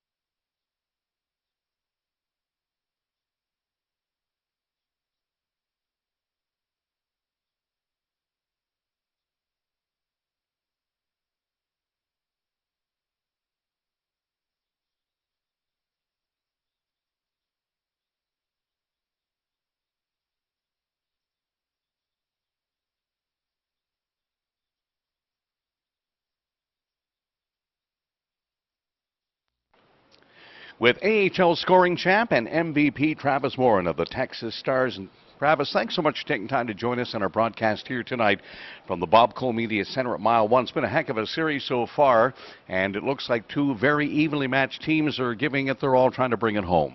Yeah, you know, it's been a tough series. The games could have gone either way. I think all three of them. they got a good team, we got a good team, and it's definitely been a battle. It's been fun. Is this the most important time of your pro career? It may be a stupid question, but right now you're coming off a monster year and you still got some hockey left to play, and I'm sure your eyes are on the bigger prize, that would being a full-time National Hockey League player. I think every young guy from North America, that's living the dream. Yeah, that's always been the goal. Since I turned pro and even back in college, to get that chance. And this will definitely help. You put on a good show here. There's lots of people watching, and you never know what you might get out of it. Yeah. Well, there's plenty of eyes on it with the Stanley Cup being won last Friday by the Los Angeles Kings for the second time in 3 years. Break it down for us a little bit. Where you were born and raised, where you played your minor hockey, and how old were you when you actually started playing this great game? I grew up in Minnesota in suburbs of Minneapolis, St. Paul. There, I probably started skating when I was 4 or 5, and then grew up, played high school hockey right in the cities and at Osseo, and went to college down in Mankato, Minnesota. Played 4 years there, and then started my pro career down in South Carolina in the East Coast, and then I've been in Texas now for 5 years. Yeah, that's great stuff. And Minnesota, what a great hockey state. Travis, I can remember as a youngster growing up in Halifax, Nova Scotia, we would travel to Massachusetts, but you'd always end up playing teams from Michigan and Minnesota as well. It was like the three big M's of U.S. hockey, and I think those three states really paved the way for where it's at today. Yeah, Minnesota's been big into hockey,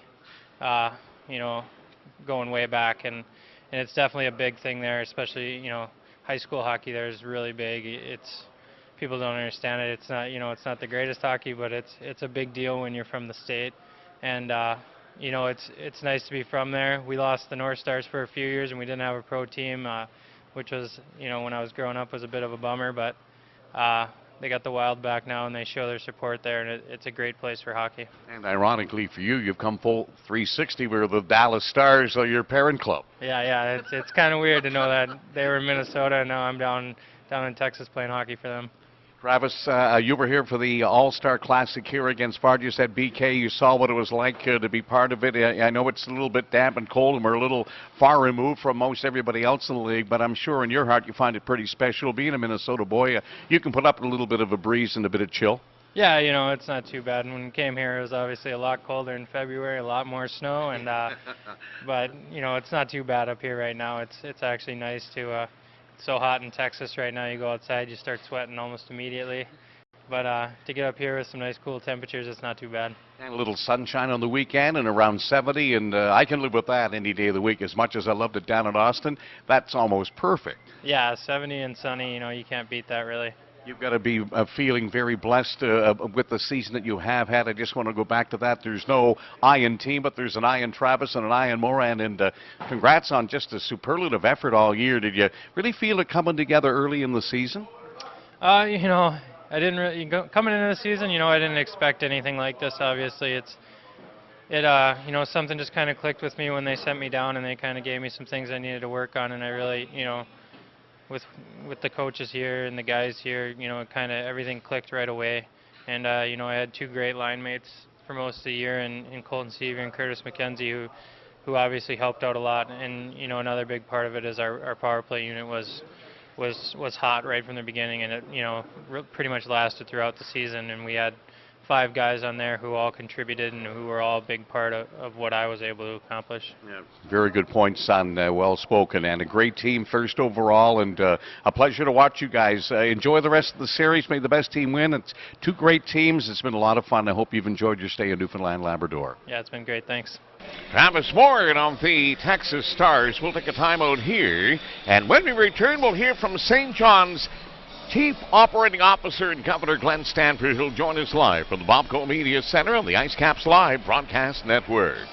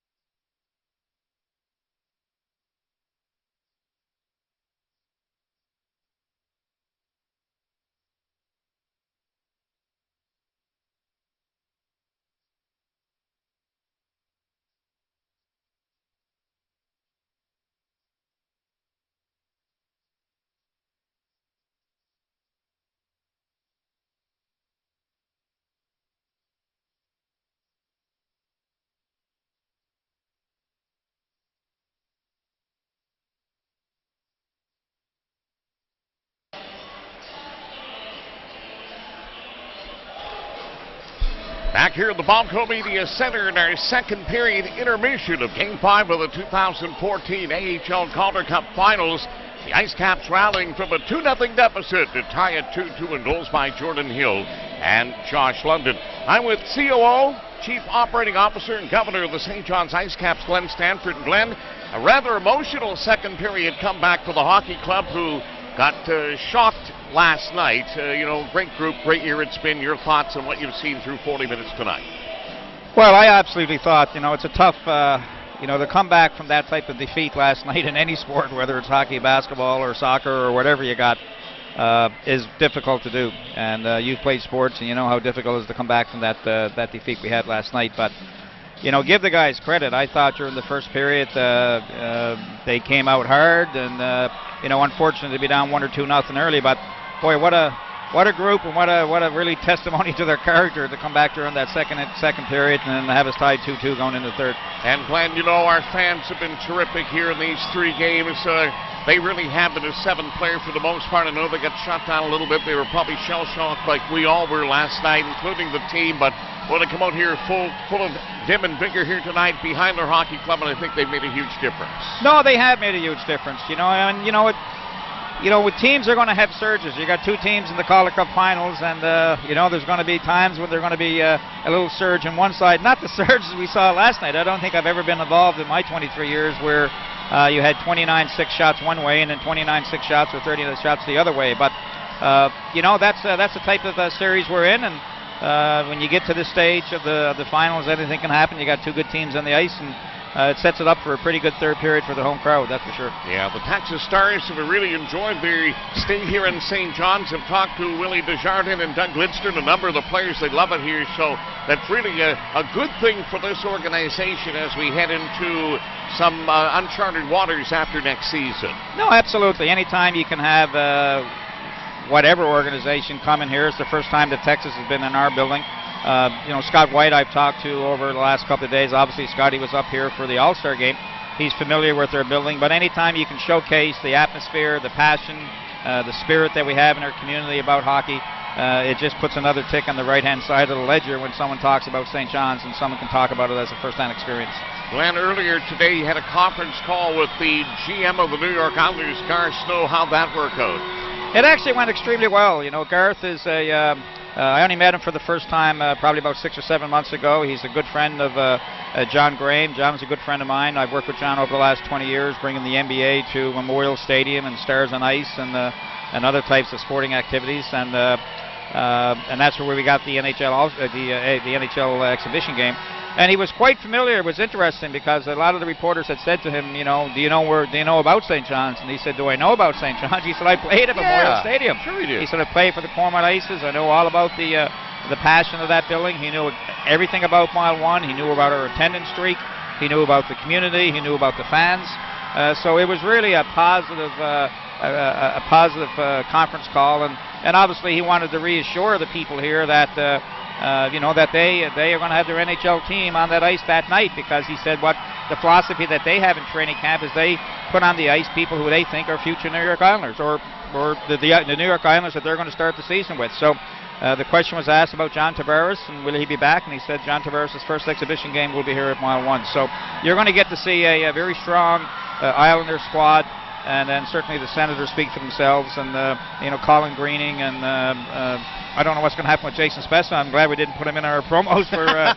He'd probably be gone. But it's going to be a great evening. So we still got a few tickets left. Anybody who hasn't had an opportunity to do that, certainly get a hold of the box office. Yeah, that's good stuff, Glenn. Nice to hear that. I actually remember Garth Snow. I'm pretty sure he played with the Halifax Citadels before they became the Cornwall Aces. I could be wrong, but I knew for sure that he was a mammoth goaltender back in the earlier days at Memorial Stadium. So, have you got your suitcase packed for the charter tomorrow? No, actually I don't, but I'm a very quick suitcase packer. I can get that done in 20 minutes when I go home tonight. I know exactly what's going in it. Packed very light. I only need 1 suit for the 2 games, so I'm learning how to be a light packer with my suitcase. You guys are experienced at it, I'm not, but no, nothing would give me more pleasure than to get on that charter tomorrow morning and head back to Texas. Well, Glenn, I think you can mark it down. I got a feeling our guys are so fired up here after coming back. They're not going to let the fans down here tonight. There's still lots of hockey to be played. We all thought the outset of this, Glenn, that it could go 7 games, and if the IceCaps win here tonight, they've been a great road team, and they've already won down there, so they know what to expect. Well, they do, and you're right. They're exactly that, and we can play with a little bit more confidence. I really think the pressure has shifted back to them. Come out of here tonight with a victory. It's going to be a hell of a series. I'm going to take Gordon and Jaffrey or Albert. Two of those three are going to get a goal here in the third. Thanks, Glenn. Thank you, Brett. Appreciate your time. Thank Glenn you. Stanford, of course, the COO and governor of the St. John's IceCaps. We'll take a 2-minute timeout here and come back with the third period. Tied at 2 in Game 5 of the Calder Cup Finals on the IceCaps Live Broadcast Network.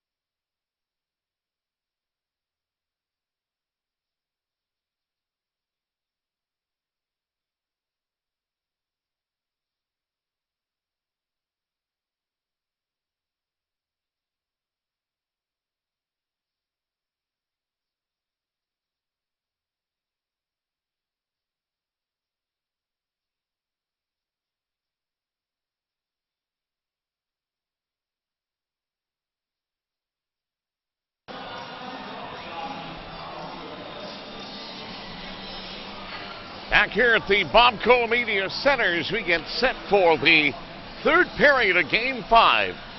The IceCaps roaring back with a pair of goals to tie it at 2-2.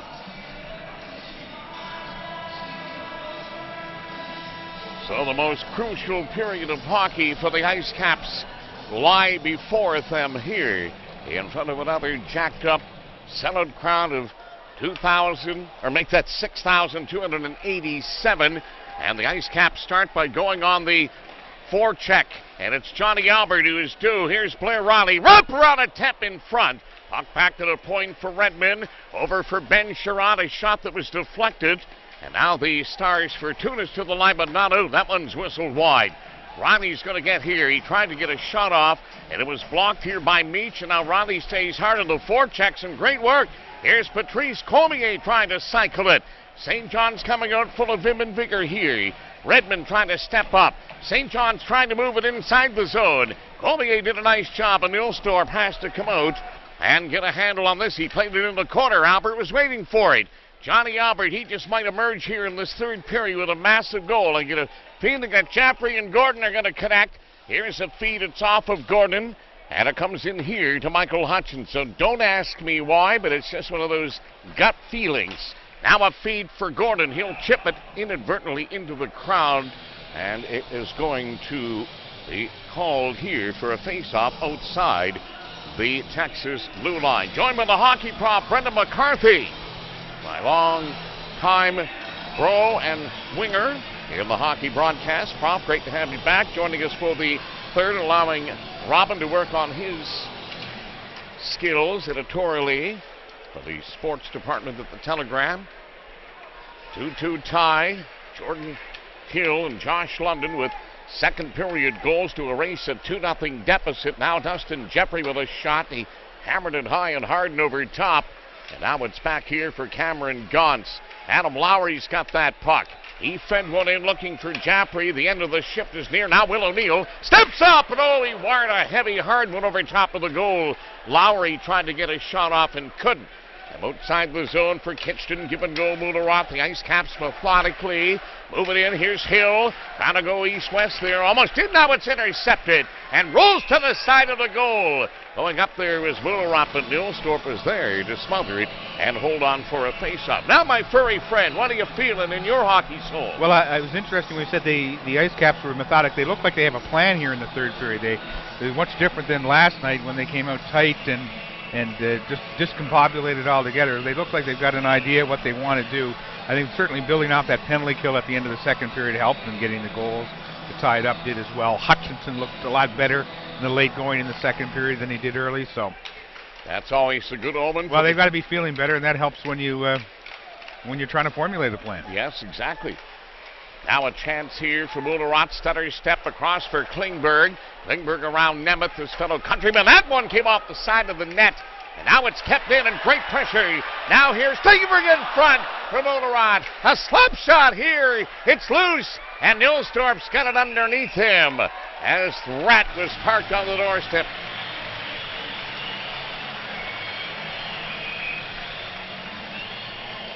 Getting some sign language going.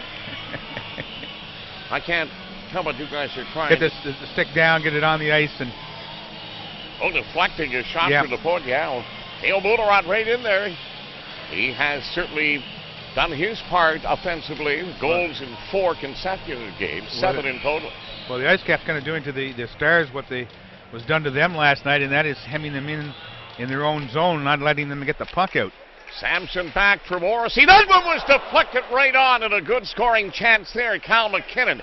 St. John's starting with fury, but now Mueller brings it back. He cuts through the middle. Forced to the outside. Moving up now. Mueller took a hit along the boards. It hit the stanchion behind the net, and Cal McKinnon trying to work the puck free. Taken away here by Morrissey, who overskated it. Now it's dragged in here. And in behind the goal, the Stars come out and shoot, and that one there off the stick of Stronsky came off the shoulder of Michael Hutchinson. Now he'll glove a pass, fired toward the goal. It'll register as a shot, and he'll hang on for the face-off. It's the first shot and goal for the Stars through the first 3 minutes of this third period. Actually, the first real action in the St. John's end since the start of the frame. Face-off will be to Hutchinson's left. Shots and goal now. Actually, they've rung up 2 shots. Yeah, 21-21 even. 6 apiece in the first, 13-11 Stars in the second, so 19-17 through 40 minutes, and now 21s are equal. And it's to the left of Hutchinson as Travis Moran kicks it back here for Maxim Fortunas. Taken away by Ben Sherratt. Now Johnny Albert trying to glove that puck out and lost his paw. Now he gets the puck and he's trying to beat Fortunas. Stepping inside the zone, the IceCaps with Blair Riley, Patrice Cormier, and John Albert. That's clubbed down by Cormier. Did a nice job there. But Fortunas will give and go here to the speedy Ranford. Trying to split the defense. That's not going to work this time. Ranford's been a handful for St. John's to handle, no doubt. Here's Riley. He had it. He lost it. He'll chip it by Alexiak. This is coming the length of the ice, and it'll be called icing against St. John's. So we played 3:29 here in the third period. It's still 2-2. You mentioned about Gordon and Jaffrey are line mates tonight, so you've got to be in that line's going to burst out. I think that would be their first goals of the finals, or the first 5 games of the final. They both got an assist tonight. That's right. They only have 2 points each. And if the IceCaps are going to win and take this back to Texas, they'll need contributions from their 2 highest scorers all season long. Shot off the side of the net. Here's Patrice Cormier, rimming it around the boards. Cam Gauntz brought it back out, threw it in. Jimmy Vale's got the offside. The other guy didn't. Here's Redmond now stepping in. Zach Redmond throwing it at the net. Nilstorp made the stop. Albert goes up on a forecheck, trying to take that away from Glennie. And moving up to keep the puck alive was Brendan Kitchen. There's Jaffrey joining that scrum, and they're going to get it free. Albert had it and lost it. Albert's going to get it back. He's at the end of his shift. As he's on a new line, now he backhands it in, and the captain goes up after it. Bodied along the end boards by Alexiak. Jumping up there, Andrew Gordon trying to support Chaffrey, who gets nailed by Ritchie along the boards. Now here's Lowry getting it back to the point. He'll look, and he fired, and that was blocked in front. Now coming back is Dowling. A long feed for Hendon, who scored the first goal. He'll get it in. Took a pop along the boards from Kitchen. Lowry trying to take it away from Brent Ritchie, who's been a real beast here for the Texas Stars. Ritchie trying to drag that puck out of there. Jaffrey couldn't clear. Now Jaffrey lost it, and Dowling's got it. Dowling trying to throw it toward the net. Taken away by Kitchen. He's not sure where it's at, and Lowry steps in front of him, but he gave it up. Big pressure here. Now finally Gordon off the glass, bouncing it back inside the Stars zone. Gets a much needed change. Big time. Long feed here, the length of the ice, and it's icing against the Stars. 5:07 gone in the third, tied at 2. Face-off coming back to the Texas end. IceCaps have got a lot of shots, but many of them haven't gotten through here this evening. Good shot blocking by the Stars. That Stars defense doesn't produce a lot of goals. I think Derek Meach is the only defenseman that's scored in the playoffs. Here's Will O'Neill, who is the leading scoring defenseman in the Calder Cup playoffs. He's overtaken former St. John's Fog Devil T.J. Brennan of the Toronto Marlies. Eric O'Dell trying to work a puck free. O'Neill moved up, kept to the line. O'Dell behind the goal. Here's Cale Mullarat trying to get it back to the point. A bouncing puck for Josh Morrissey. In for Mullarat. Over here for Will O'Neill. Redirect! And Mullarat couldn't get it on the net. Taken away here by Stronsky, working out through center. Stronsky with a head of steam. We'll get it here for Foxa. He backhands it wide. Henderson moved up there. Now Will O'Neill will get there before Foxa. It'll rim it along the boards. It's going to squirt out, and Meach has got it at center. Give and go to Kevin Henderson, the former University of New Brunswick varsity Red. CIS champion. Morrissey. Give and go to Johnny Albert. Albert trying to get some offense generated. Now Albert's got a loose puck, and he'll give it here to Blair Riley. Here comes Riley getting an opportunity. Oh, and he had Nilstorp on his knees, but he wired it high and hard and over top of the goal and off the glass.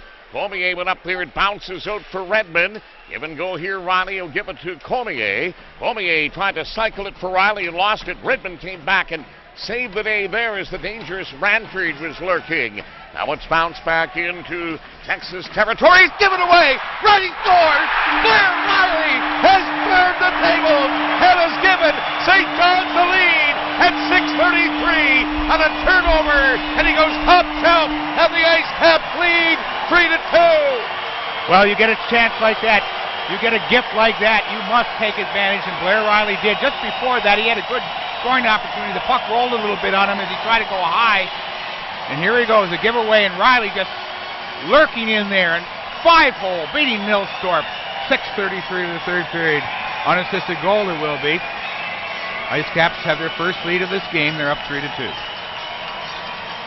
So a monster goal by Blair Riley, a heart and soul guy all season long.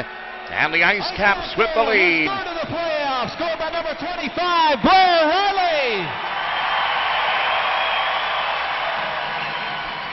The goal was unassisted. Time of the goal, 6:33. That's Riley unassisted at 6:33. Beauty stuff right there, prop. Icing call against St. John's to the face-off to the left of Michael Hutchinson. You know, this is a shift that you really got to bear down on. You know the Stars are going to be pressing hard here now. And Sharop will play it up the boards for Andrew Gordon, who dumps it as far as center. Mueller took a pop there from Jaffrey. Sherrod in his own end for Redmond. Redmond along the boards for Gordon. Going to get it here to Adam Lowry. Across high speed for Jaffrey. Jaffrey trying to get free of Cameron Gauntz as he battles in the corner. Here's the captain to his knees. Finally, Gauntz will take it away behind his net. So Blair Riley opportunistic with a monster goal for St. John's. Andrew Gordon out for Lowry, and they play it back. Now an opportunity for Dowling to the outside. Dowling a shot, and Hutchinson's going to scoop it up off the end boards. He's going to hold on, and we're going to take a timeout here.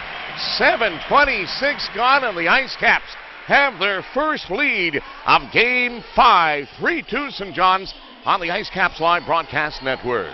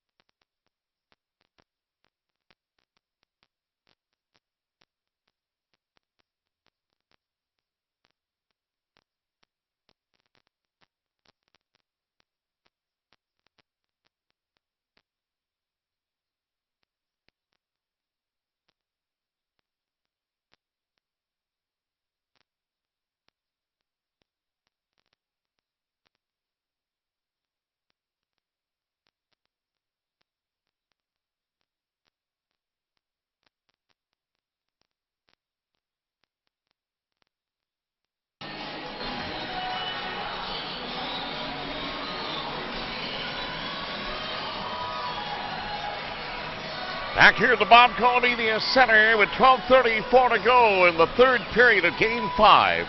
St. John's 3, Texas 2, alongside the hockey prop Brenda McCarthy of the Telegram. I'm Brian Rogers. Hope you're enjoying the action. Patty Banner back at 9:30, CJYQ St. John's. Online, www.stjohnsIcecaps.com. Chris Pubsy Doyle, our marketing and communications coordinator, working the website, the social hub, Facebook, Twitter, and Instagram. And of course, the Rogers crowd doing a fabulous job here in a final regular season game for the IceCaps in 2013-14, not regular season, but this playoff run, which has taken us to the 17th of June and hopefully beyond. Here's Dowling trying a shot. Ben Sherrod has had a tremendous game for the IceCaps tonight. He'll get it out, and here's Nemeth being pestered by Klingberg, who tries to seek out a loose puck as Mullarat joins that scrum, and it'll come back here, and finally it's going to be Ritchie, and St. John's have had a hard time containing the big Toronto native. Hutchinson made a save there on a shot from Mike Head, and a loose puck here. Eric Odell's going to take it away, but Ritchie's right back. Look at Odell do some great work, and now Rat. That's Cale Mullarat, of course, everybody, and I call him that affectionately, and he doesn't mind it. I still think we should have bought thousands of rubber rats. Alaforda there. And threw him on the ice. Here's a shot from a tough angle by Henderson. And a Hutchinson save to slam the door with 11:33 left. Yeah, you know what? I would have contributed to that. I think it would have been cool. I would have thrown in a Humvee to go toward the massive box, but our organization's done a wonderful job with the rally towels, and the crowd here tonight, Brendan, has been very good.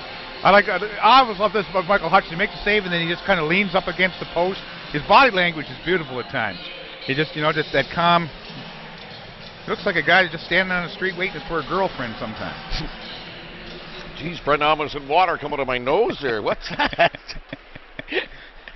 Now the Stars pressing as Henderson throws one in. London, who has one of the 3 goals. Now for Josh Morrissey along the boards. Derek Meach had that come up the damper, and he played it down. Hutch with a loose puck and a delayed offside, and Morrissey will get it up here for London. London hits center. He'll flip one in. That one came off Maxim Fortunas, and it is in amongst the spectators. We're creeping into that time of the game where the coaches are really going to be tested. They got to be thinking, who do you want on a face-off? In what zone? What kind of matchup do you want to get? Keith McCambridge especially. Do I shorten my bench? Who can go when I need a situation? Willie Jardin, when he says, I need a goal now, who does he have out there? So that's all going through their minds. I don't know how much of it's written down, but I'm sure they're trying to get it straight in their heads. Here's Sherrod firing one in off the end boards. That one is coming dangerously close to the goal post, and so Nilstorp will rail it in. We're seeing a lot of that. The goaltender's not taking any chances at either end. If something's close in their neighborhood, they're just freezing the puck. They've got faith in their face-off men, obviously. Albert Cormier, Riley to the right of Christopher Nilstorp. Nice for the IceCaps here. They've got 2 guys who can really take draws there, and Albert and Cormier on this line. Here's Redmond for Albert. Johnny Albert now is going to step up. He's got Cormier going to the goal. Albert a shot right on, and Johnny Albert still looking for a second goal. And I can smell it. I think he can too. Pushing and shoving. Cormier, Gaunt. Couple of New Brunswick boys there, Brian. I don't know if they played against each other back in NB. Gaunt and Cormier. Cormier is from Cap Palais, just outside Shediac. Cape Bald, if you want the anglicized version.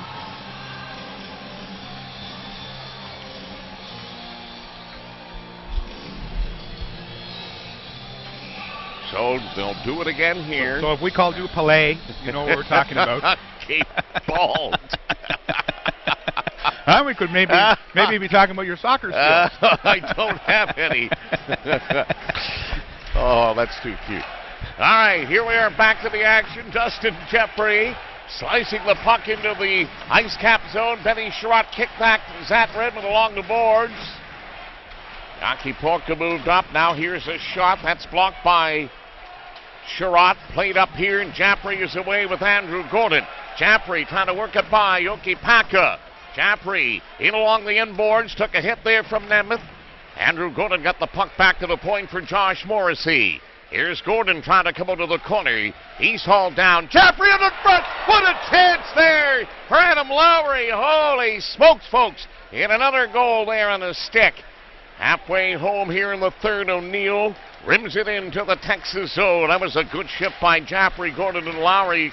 Maybe feel some momentum. Now it's coming back to the point for Will O'Neill. Give and go here to Cale Mullerath. Mullerath cycling for Carl Klingberg. Dragging that puck coming into the corner. Klingberg back to the point for Morrissey now. Mullerath wanted it. Yoki Paka will play it along the boards. O'Neill can't cut it down. Now an opportunity for the Stars. Dowling cutting it on goal, and he hammered it high and hard and over top of the net. Now here's a feed at the line, and they still can't get it out. And Dowling was in the vicinity, and boy, they're going to have to make a better decision right there. That was almost chaotic. Well, Will, you know, it really is unfortunate. The puck bounced on him right over his stick, and that led to the break. You know, that happened just before there as we see the replay. There's the shot. Dowling over the top of the net. Here's where the IceCaps had two guys on the boards but couldn't get the puck out, and that led to this faceoff to the left of Hutchison. 9:19 left here in the third period. 3-2 St. John's. Blair Riley's goal here.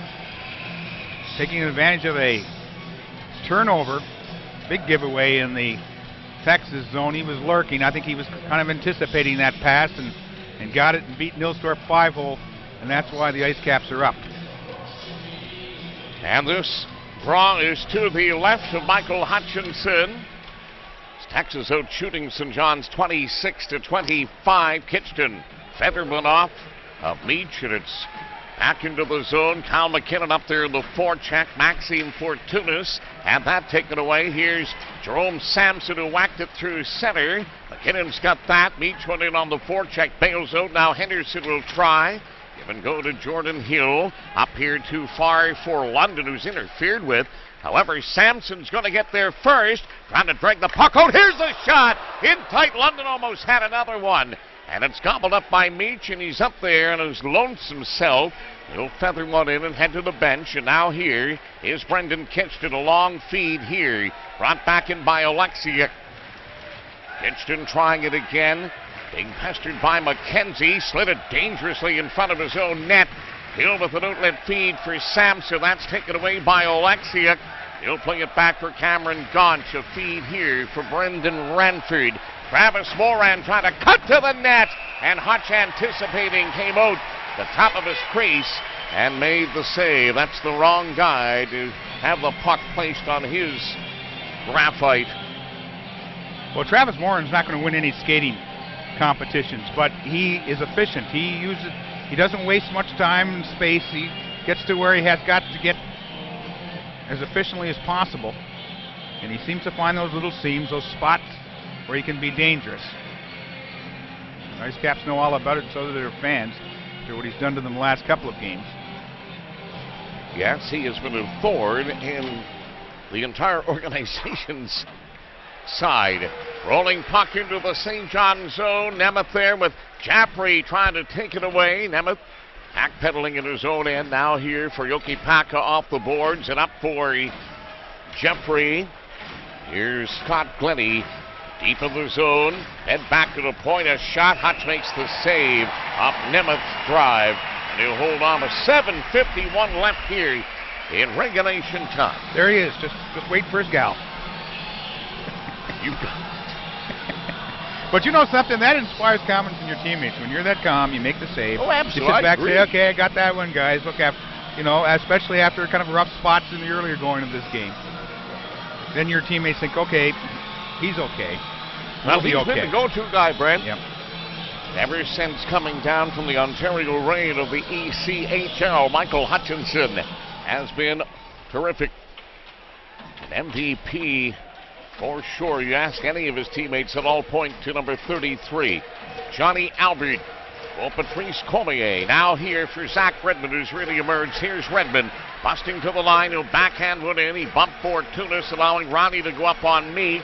Now it's fed here along the boards, kept in and fired right on. A save made by Nilstorp off of Johnny Albert's shot. Now Ronnie has his stick slashed out of his hands by Fortunas. No call there. Skilleter's been the one that was been asleep when it came to infractions against Texas. And now here's Albert getting an opportunity. Klingberg deflecting it. And it's right on. And Nilstorp will make the save and hold on for a face-off. Johnny Albert continues to buzz around, getting opportunities. They just won't sit for him, but he's making things happen. Well, he had the right idea there, just kind of feathering that into Klingberg, who just got a bit of a stick into it, but Nilstorp hit him right in that Texas logo.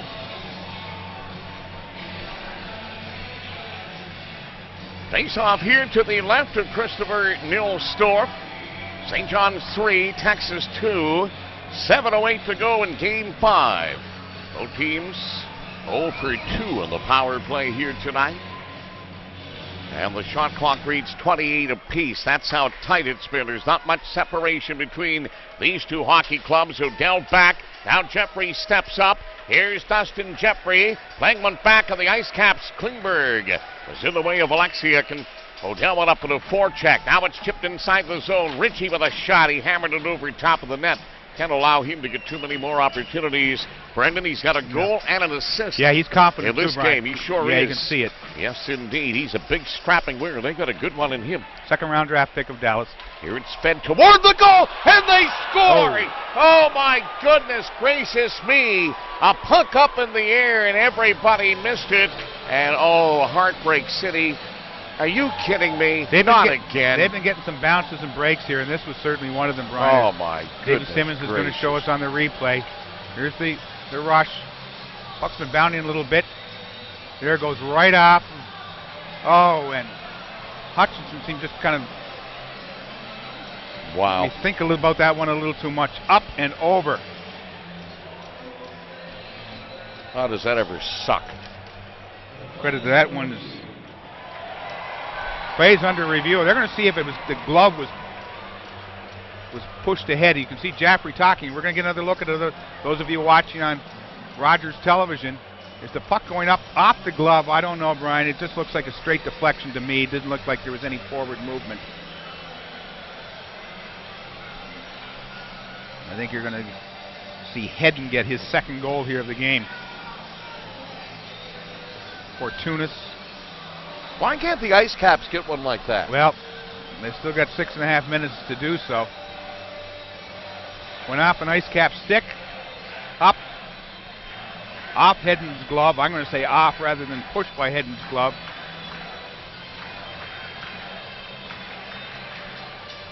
But last night, a lot of people thought the Stars had a goal in the third period by Ritchie that it turned out not to be. It was waved off. Now the difference in this one, this was pointed to right away as a goal. It wasn't waved off. So whatever evidence, if it's going to be waved off, they're going to have evidence saying it was deliberately gloved ahead into the net. And again, we're going to get a look at it here. It's going to come off the IceCap stick, right off of Hedden's right glove, up and over and into the net. Well, Skilleter's down there having a look, and you know what he's going to say tonight. Well, Again, after Last night, I don't know. I was convinced a bit that surprised. it would end last night, to be quite honest with you. But again, in this one, I don't think this is not an angle. Last night was about the camera angle, and we didn't get to see that overhead camera angle that the referees did. Here it's just going to be a matter of just determining. They're taking a good look at it, though, Brian. I thought it would be a little more clear-cut than this, to be honest with you. It's all happening at 13:26 of the third period. If this stands, it's going to be a tie game. If not, you're going to hear the crowd will tell you what's the decision that's been made.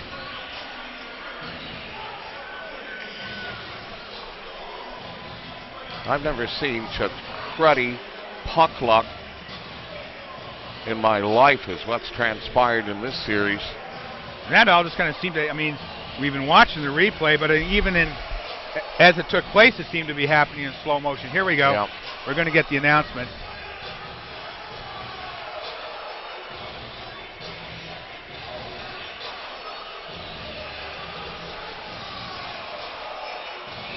Yeah, it's a good goal.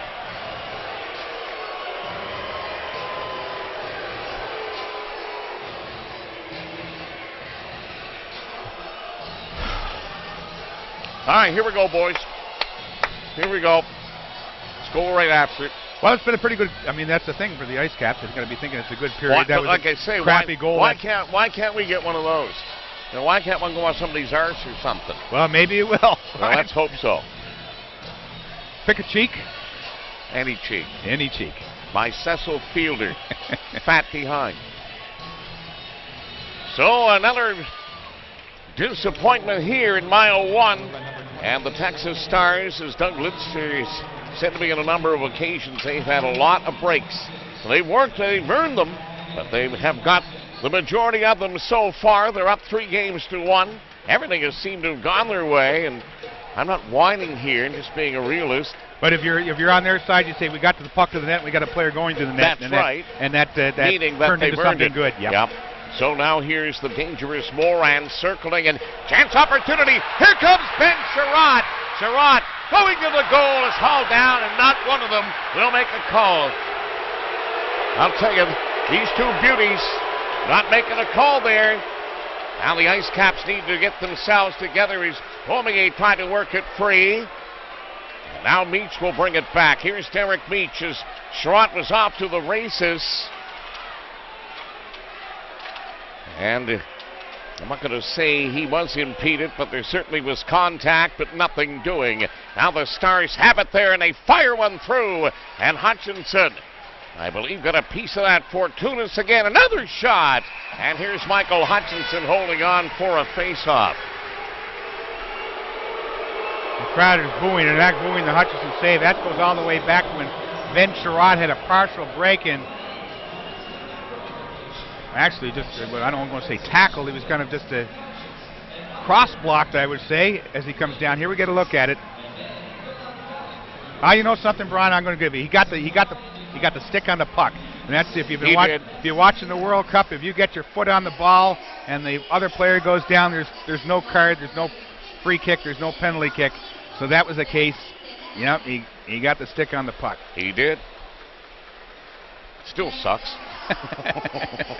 Sorry, folks. I'm just a little nervous Nelly here tonight. Yoki Paka with a very good defensive Well, it's play. just worth it for you to be able to say that name, Brian. Yes. Yoki Paka.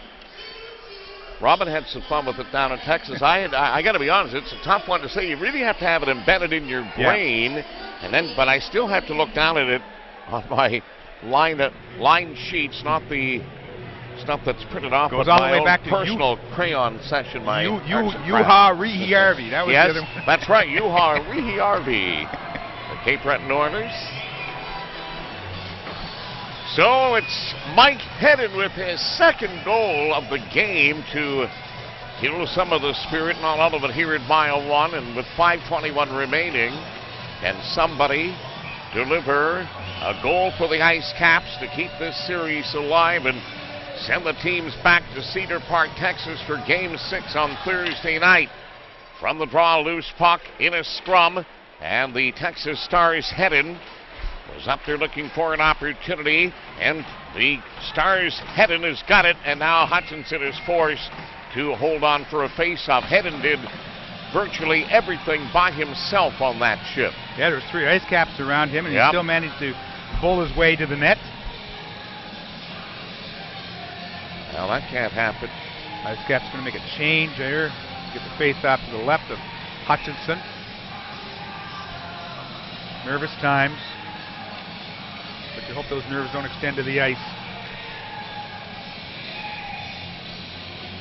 Boxa and Kyle McKinnon to the left of goaltender Michael Hutchinson. 3-3 tie, 5:08. As McKinnon tries to pull it down, here's Brendan Kitchton. Kitchton off the boards, Derek Meach has it bounced through him. London, Cormier, and McKinnon. Now here's Jerome Sampson. It would be a good time for Sampson to get some offense going. He scored 28 goals for St. John's in the regular season. He's been a quiet performer in the playoffs, and he is a quick strike artist, though. Here is one, but a pass never got to Sampson, and away comes Foxa. And he'll hit center and just bounce it into Hutchinson. He'll get his trapper on that. Kitchton sends it up for Sampson, but he can't take the pass. And here's the dangerous Ritchie. He's going to bring it back. He's trying to split the D. He's walking in there. Now the IceCaps Kitchton. Overpowered there by Ritchie. Loose puck down there is the Stars head and joins that scrum. They've been dangerous here. Sampson just gets it out to center, and it's blistered right back in. Now it comes off the end boards, and Michael Hutchinson is going to have to make a play here because the IceCaps are just standing around in their own zone. They want to stand around in their own zone. This is not going to end favorably. 4:04 left in the third period of Game 5, tied at 3. Well, they're not going to stand around. They're going to go sit because there's another change coming for the IceCaps. After that shift, again to the left of Hutchinson. 4:04 remaining here in the third period. It's 3-3. Mike Hedden with his second goal off his glove. Puck had bounded up in the air and over the glove hand of Michael Hutchinson has tied it here. That happened a few minutes ago. IceCaps have been down 2-0 at one point, but battled back to take a 3-2 lead on Blair Riley's goal in this period. Here's Cormier trying to work it along the boards for Zach Redmond. Redmond's been one of the better IceCaps here tonight. Here's Johnny Albert getting up. Albert's going to chip it and go after it. Albert into the corner. Here's a puck fettered in front. It's in Cormier's skates. Back to the point for Redmond. Redmond doesn't shoot. Fires this one wide. Blair Riley coming off the boards, trying to cycle it there. Now Brendan Ranford will bust away. Sherratt got a stick up on him. Gave him a pretty good clock and got away with one there. Now Sherratt comes back. He's hooked up. Shot right on. Newscourt made the save. They do it in front. What a chance there for Lowry. Now here's Jason Jaffrey trying to dig that puck free, and he got away with a penalty. So we'll give Lemelin and Skeletor their dues there, as they allowed a number of misdemeanors to go. So if that's going to be the case, put your whistles in your pockets for the rest of it. Here's Sherratt under some pressure. With a feed for Jaffrey. Give and go to Andrew Gordon. He's a big trigger guy. Lets it fly right on. And Gordon's still looking for his first Calder Cup goal of this championship final. Here's Will O'Neill. Up for Jaffrey. Likes him. Here's Lowry. Lowry behind the goal. Played it back here for Gordon. Trying to slide it out in front. Taken away by Justin Dowling. Long feed for Ritchie. They don't need him having the puck. Ritchie toe drag back here. Oh, and it's fired over the goal by Dowling. He was all by himself. Nobody picked him up.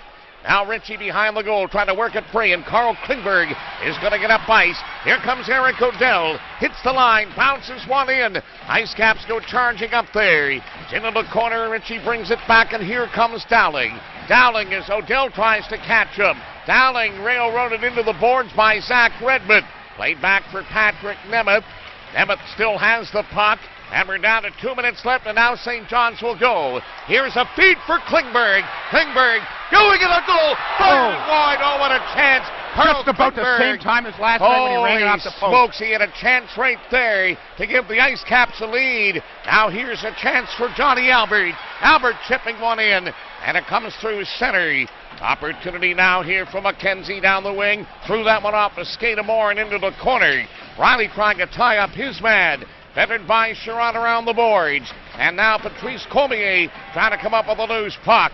Tied at 3. And now here's Riley busting down the wing. Gonna play it back for Albert. He overskated the puck. And he had Riley in there by himself. Now Ranford brings it back. Ranford with a shot, and Hutchinson made the stop. Mueller's got it. Ranford trying to get it back to the point. Kept in there by Cameron Gauntz. Tied at 3. In front of the net. It was taken away by Morrissey. Cormier looking for an option. Fires it off the glass and out. And we're into the final minute, and overtime is lurking for a third straight game. And the IceCaps have had no puck luck in overtime. It's been all Travis Moran. Now bringing it back here, Scott Glennie. Glennie in behind the St. John's goal. Played it out in the slot. Oleksiak in here and through the skates of Mueller. They try to work it free. It's going to bounce back to the line, and Gauntz dragged it out and brought it back in. And it's offside here against Texas. 35.2 seconds left here in the third period. Tied up at 3. Boy, oh boy, did Carl Klingberg have a great chance. I think it was about 1:48 last night that he rang it off the crossbar. Shot that he said would give him nightmares. He tried to go low onto the glove side of Nilstorp, and he came close just by the post as he burst down the right side.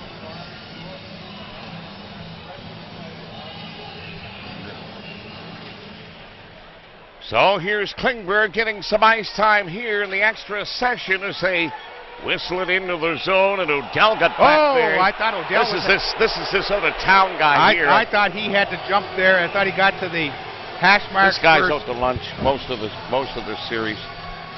And very many good calls on his part. And this, as you can see, Keith McCambridge does not like that. I'm sure that he half a step. The rule is you get to the hash marks when the puck's at the goal line. You're the first one there. It's going to be waved off.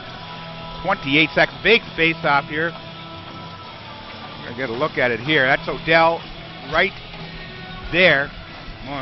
It's close.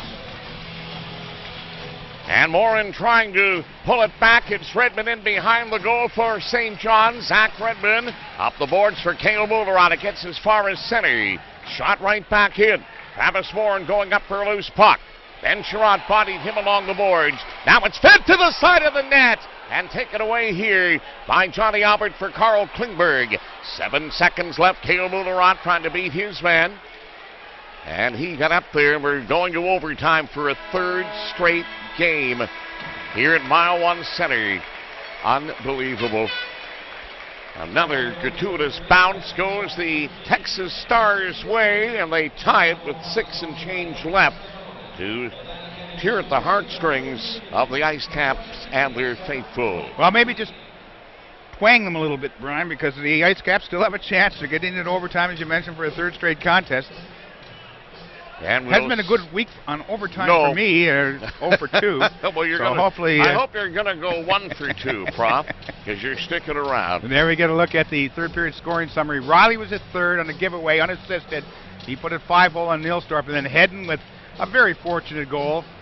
Dowling threw it in off an IceCap stick, off Hedden's glove, up and over Michael Hutchinson into the net, and that's why we're going to OT. All right, we'll step aside here and take our final timeout as we get ready for overtime. We'll be back with more from the Bobco Media Center, 3-3 through 60 minutes.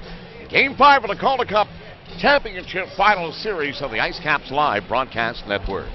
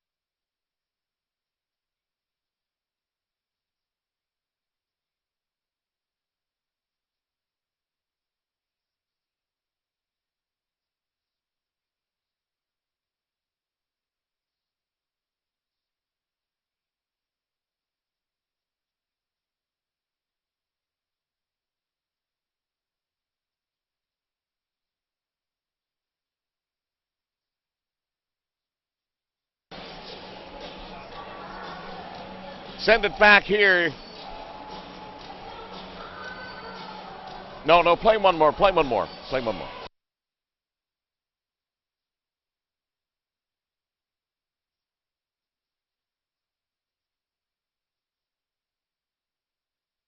Okay. All right, let's send it back after this then.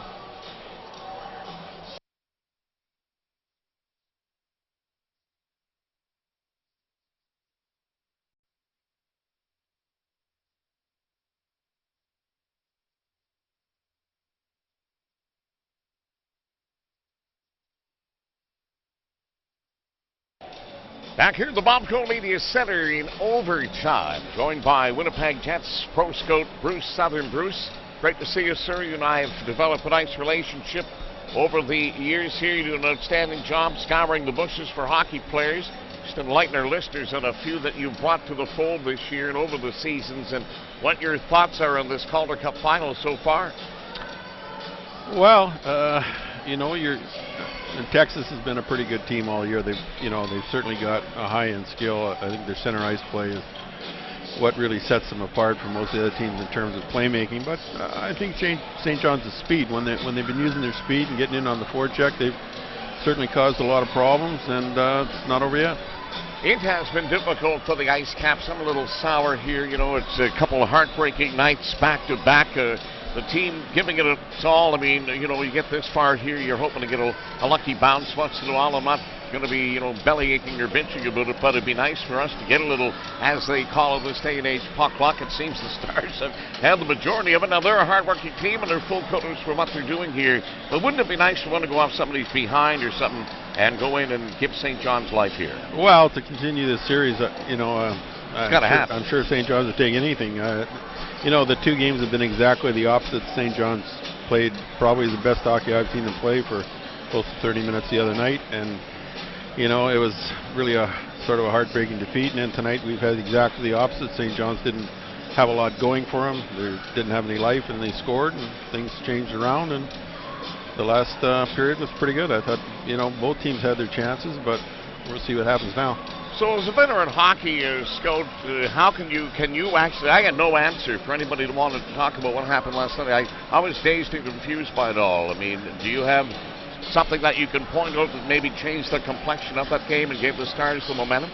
Well, I don't want to be critical. I didn't think we managed the last 5 minutes of the second period. I thought that, we took a couple of chances. We had forwards caught back on defense, things like that. And as a scout, I can tell you that the biggest thing, that I'm looking for is hockey sense, and hockey sense basically comes from managing the puck and the score and the period and the time of the game is the key factor.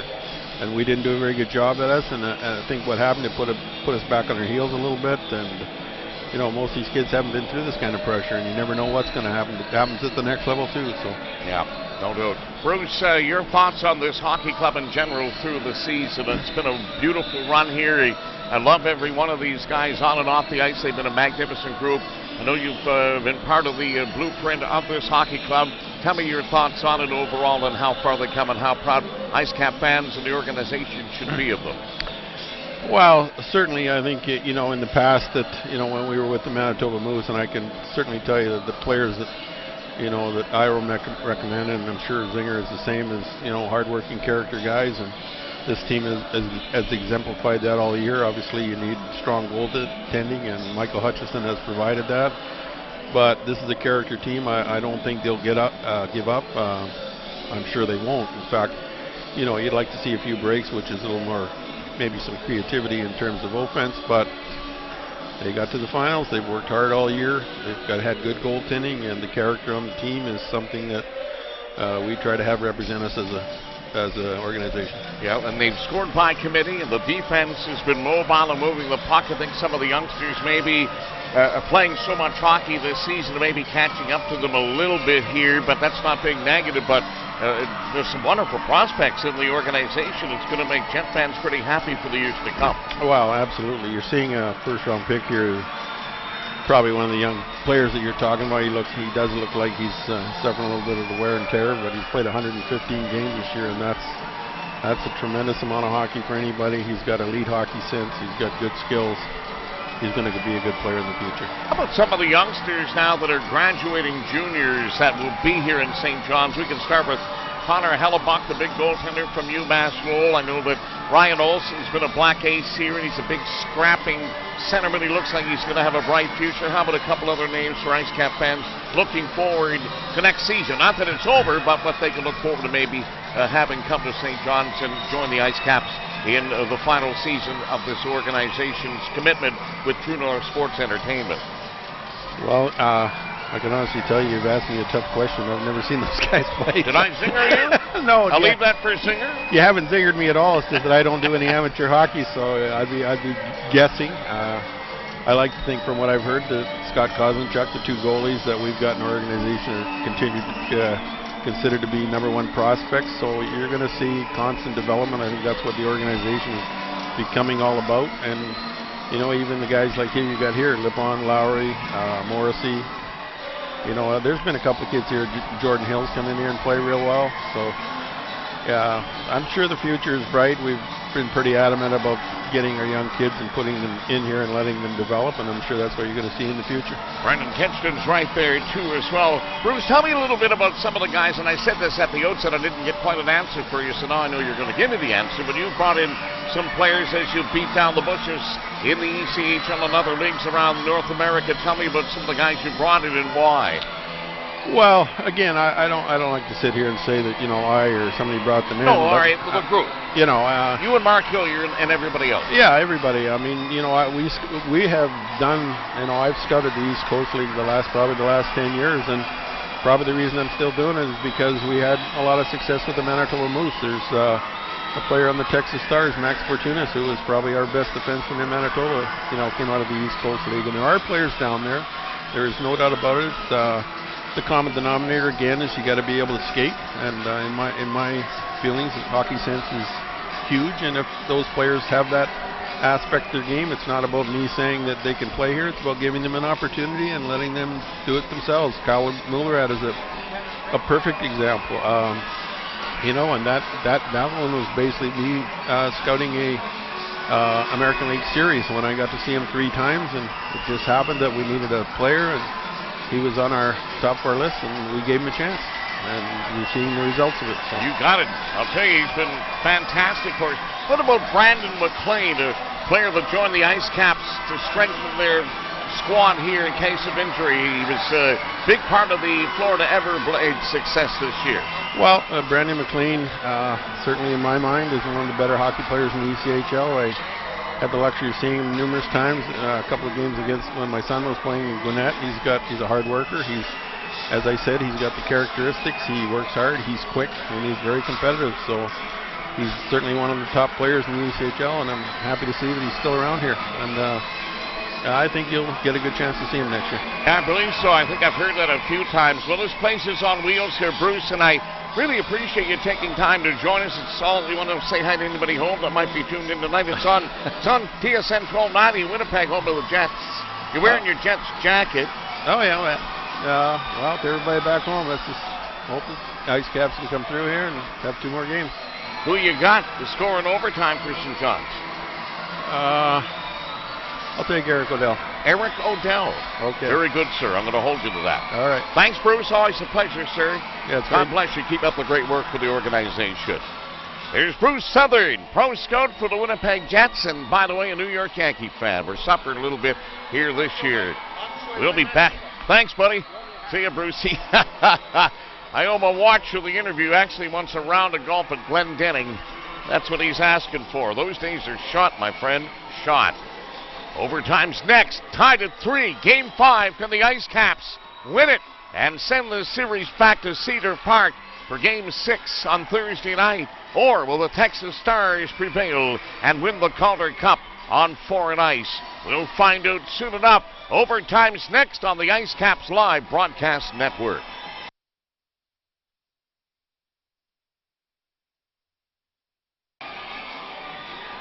Actually, Patty, what do we got left here? Where are we at? This Capital Automotive Group, those 4? Yeah, just play those. Just have a couple of the IceCaps ads ready if we need to take a timeout in overtime. Thank you very much.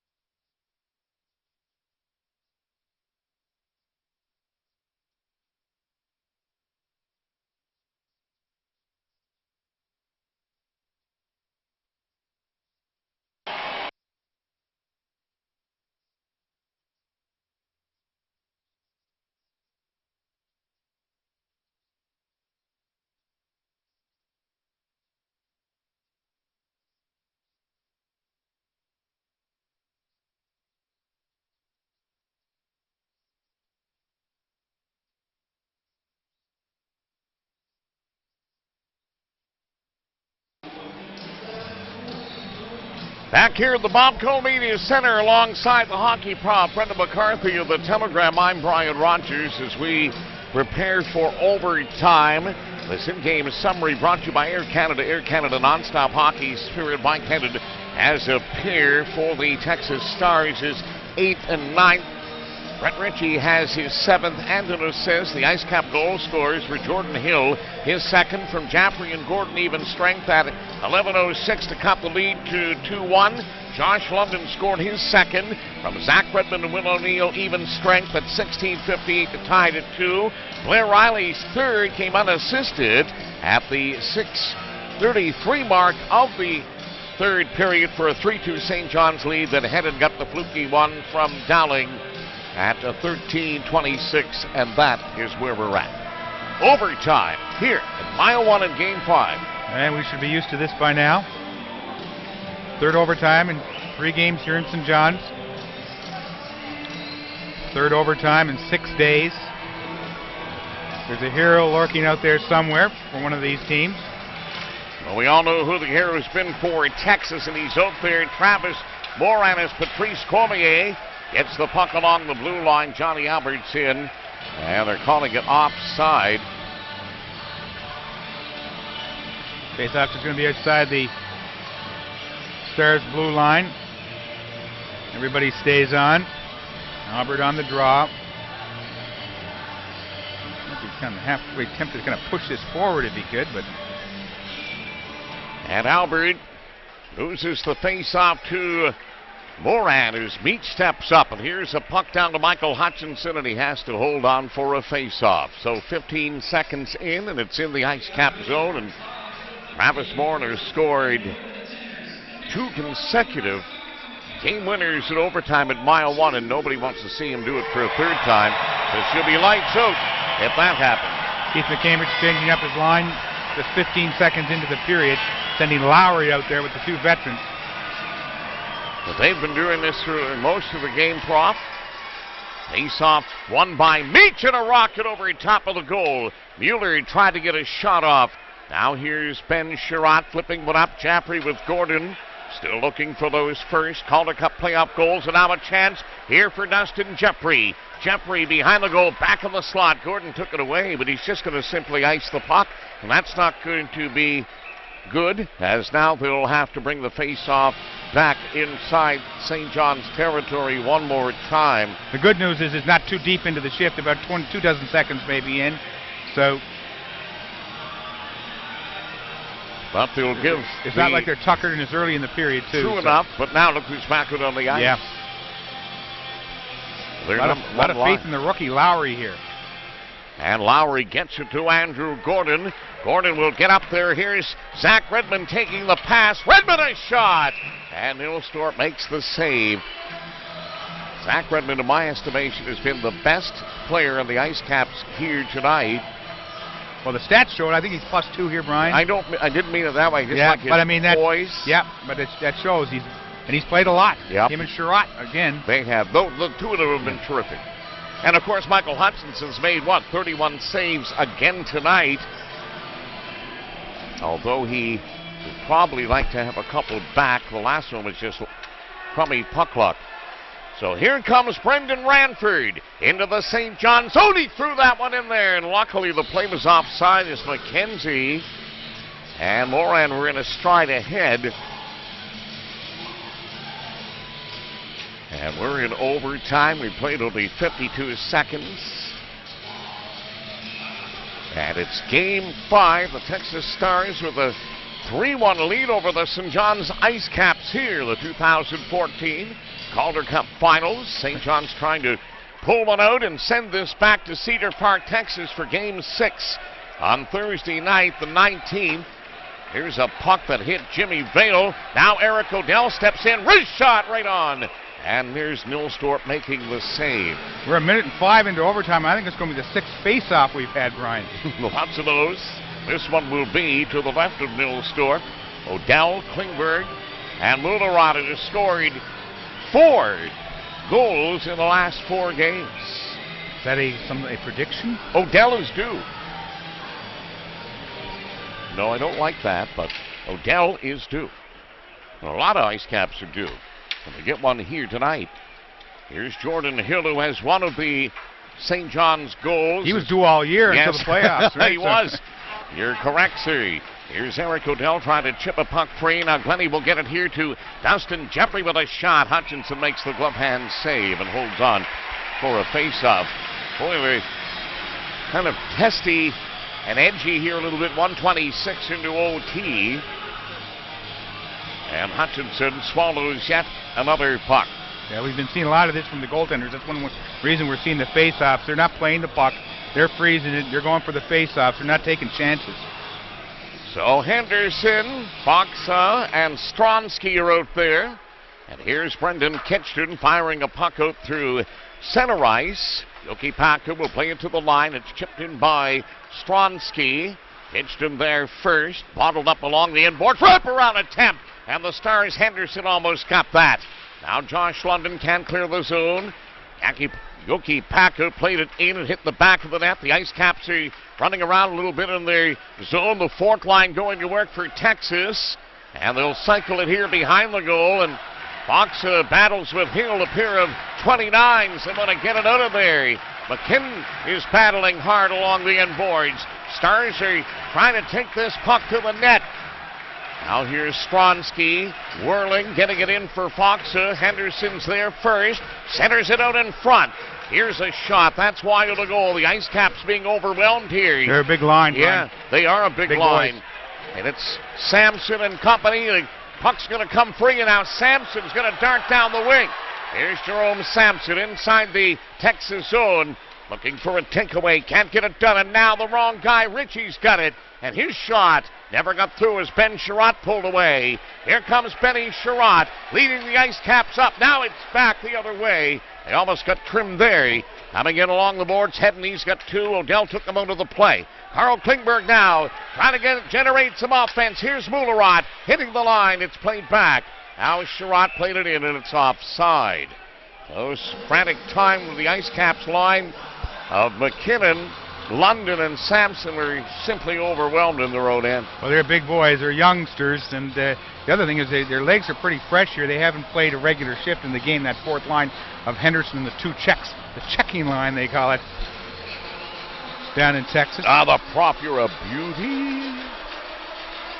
I think the other thing is they say, what does the Foxes said, or what did Foxes said? Yes, if you... That's what Owen Newkirk told me. That's right. If you've got grandchildren, you know what they're talking about. Yeah. Here's a feed up ice that Redmond takes over. Got it to Blair Riley looking for Patrice Cormier. Here's Cormier spinning away. Cormier back to the point. It's fed here for Ben Sherratt, and it never got through. Alexiak for Moran. Moran across here for Ranford. Ranford's been an architect. Alexiak a shot, and he ripped it high and hard, and it went off the glass of the protective mesh. Going blocker side, there was a little space there, but Alexiak, who's I got to tell you, Ryan, for a big guy, he's impressed me a little bit in Yes, this he series. has. There you go. Get a look at the shot. And he is large. He's the biggest player in this series. on this. 6'7". Yep. Made a nice play last night on the tying goal. First assist. Face off here to the left of Michael Hutchinson. Will O'Neill for the IceCaps. For Andrew Gordon. An outlet feed for Jason Jaffrey. A bouncing puck, and it's clipped down by the Stars. Now a steal here, and Gordon steps up for Jaffrey, and his shot is deflected. And off the protective mesh, Jaffrey and Gordon have 2 assists in this Calder Cup Championship final. They have yet to score a goal, and wouldn't one be timely here with 3:43 gone in OT. Looks like it's not going to happen on this shift. Brian is keeping the Cambridge Elects to change things up. Jyrki Joki-Packer got his stick on that blast attempt by the captain. A shameless attempt to say that name again. I want to make sure I get it right. Here's Odell trying to work it free, but it's Maxim Fortunas. Or Jeffrey with a shot off the chest of Hutchinson, and now Eric Odell to lead the St. John's attack. Here's Odell, wristing one in. Nilstorp got his blocker on that. Klingberg for Odell. Mullerot behind the net. Here's Cale Mullerot. Trying to work it out front for Odell, but he was knocked over. Mullerot doesn't see the puck. Now he does! Odell with a shot! Oh my goodness! What a save by Christopher Nilstorp! Eric Odell almost sent us back to Cedar Park, Texas. What a great scoring chance right there. Odell might have been limping back. You'll see there he got a stick on the ankle, I believe, and right after he took the shot, he just kind of limped back to the bench, so we'll pay attention to that. What an opportunity, though, for the young man from Ottawa. So McKinnon, Sampson, and London with Hill and Kitchton. Back to the point, Brendan Kitchton a shot. And he didn't see that. Right. No, did not see that coming he didn't. Here now McKinnon, got to work it back for Hill. Kept there by Sampson. Sampson's got it. Now he'll lose it to Gauntz. And it's going to be Cal McKinnon going up with a forecheck. Good work here by the IceCaps to keep this alive here. Jerome Sampson trying to come out of the corner. Sampson battling, gets pinned there and still continues. Sampson wants to leave the puck for Cal McKinnon, who's in a battle amongst the Stars. It's at the line. London chipped it back in. Sampson pinned by Gauntz and allowing the Texas Stars an opportunity to get it up ice. Johnny Albert hit his man. London for Johnny Albert. Here's Albert stepping up. He's got company. Albert still has it. Throws it toward the goal. That hit Gauntz's stick. In the corner, here's Sampson. He's got to be out of gas. He doesn't want to turn this over. Behind the goal, Cormier trying to come out of there. Cormier trying to get a shot off as the IceCaps forward is knocked down there by McKenzie along the boards, and they still keep it in. Now it's Albert going up there, and he'll play the body there as he gave Fox a hit. Coming the other way was Roddy with a thunderous hit. Now McKenzie back for the Stars. A wrist shot, that's blocked. And can St. John's take it away? They will get it out here. 5 minutes, 40 seconds gone in overtime. Tied at 3. Joki-Packer fires it in, and here's Redmond. Zach Redmond with some giddy-up. Coming out of his own zone. Here comes Redmond. Give and go here to Blair Riley. Riley a shot. Nilstorp made the save, and he fanned on it actually. He threw his glove up there, and that one almost handcuffed him. It was just kind of a defensive mechanism more than a save. Sailing down, Jaffrey on the prowl. He's going to get it back for Adam Lowry. Out in front, and Andrew Gordon couldn't take the pass. Now Glennie coming back the other way. Players on both benches are standing at times. Here's Jaffrey going up. He's going to cycle a puck along the boards for Andrew Gordon. Gordon with an outlet pass that hit a skate. And Ben Sherratt will chip this out. And Derek Beach will knock it down in his own zone. We're in overtime, tied at 3. Game 5. Mueller, Jeffrey behind the goal. Trying to walk out of there. Ben Sherratt took it away. Here's Sherratt along the boards. Trying to get another whack and hack at it. It's going to squirt free. And Maxime Fortunas will go back and get it at his own zone.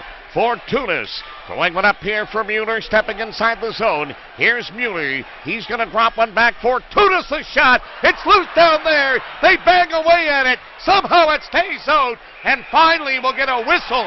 For goodness sakes, blow the friggin' whistle. Well, I did, but it was, you can see, referee had pretty good position there. You can see the puck.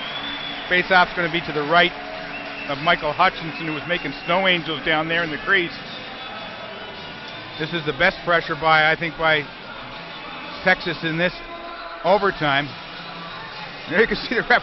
He's hopped up on the net to get a look and finally blows the whistle. All right, I didn't mean to say the F word, frig. Yes, you might. Well, you just said it again. On purpose. Face off now to the right of Michael Hutchinson as we played 6:59 of overtime. In a 3-3 tie in Game 5, the Stars leading this 2014 Calder Cup Championship Series. 3 games to one as Richie just planted Will O'Neill along the end boards. Back here for Justin. Dowling a shot. Hutchinson makes the save, and he will hold on for a face-off. The Stars are coming on here. Mile 1 center. That's the 41st shot on goal for Texas. 41-35 is how it stands on the shot clock. You're going to get quick changes here as you don't want to be caught with tired legs. Keith McCambridge dispatches new troops. And it's Albert between Cormier and Riley. The IceCap goal scorers on this Tuesday night, 17th of June. Jordan Hill with his second, Josh London with his second, Blair Riley with his third. The Stars are buzzing a boat. They've got their number 1 line out there, and now it's taken away, and here comes Patrice Cormier. Cormier getting to center, dumps it in. He goes up there after it. Here's PC along the boards for Johnny Albert, deep in the corner. Albert getting it back for Blair Riley. Now Albert trying to get free. That was taken away here by Fortunas. Back on the point, Redmond with an opportunity. He'll play it here for Jordan Hill. Over here, a feed. And Riley trying to snap it off. I think he was trying to actually get the puck in front for Albert. McKenzie brings it back. Ranford's up there. The shot and the save made. And Redmond again. Long feed. Here comes Adam Lowry trying to get in there. And Lowry was caught at the last second by Oleksiak. Now going in there in the forecheck. Riley trying to body his man along the boards. Puck up the line, and Hill's going to bring it out. Now Brendan Kitchen with a chance to come up here. Kitchen delivers the puck into the corner. Battling Gaunt deep in the Texas zone. It came out toward the front of the net. They're banging away at it. And finally the Stars, Gaunt, will get it out of harm's way. Now a feed here into the zone. Foxa trying to cut to the net, threw it to the crease, and Andrew Gordon bodied his man along the boards, giving the IceCaps a chance to move up. Now an opportunity. Here's Andrew Gordon. Lets it go right on. And the save was made by Nilstorp. Oh, Gordon gets a good look, but Nilstorp was there to make the save. Now an opportunity for Dustin Jeffrey with a wrist shot. That's high over top of the goal. Jason Jeffrey back here, and now a chance. Here's Jerome Sampson. Sampson back here, and he fanned on it.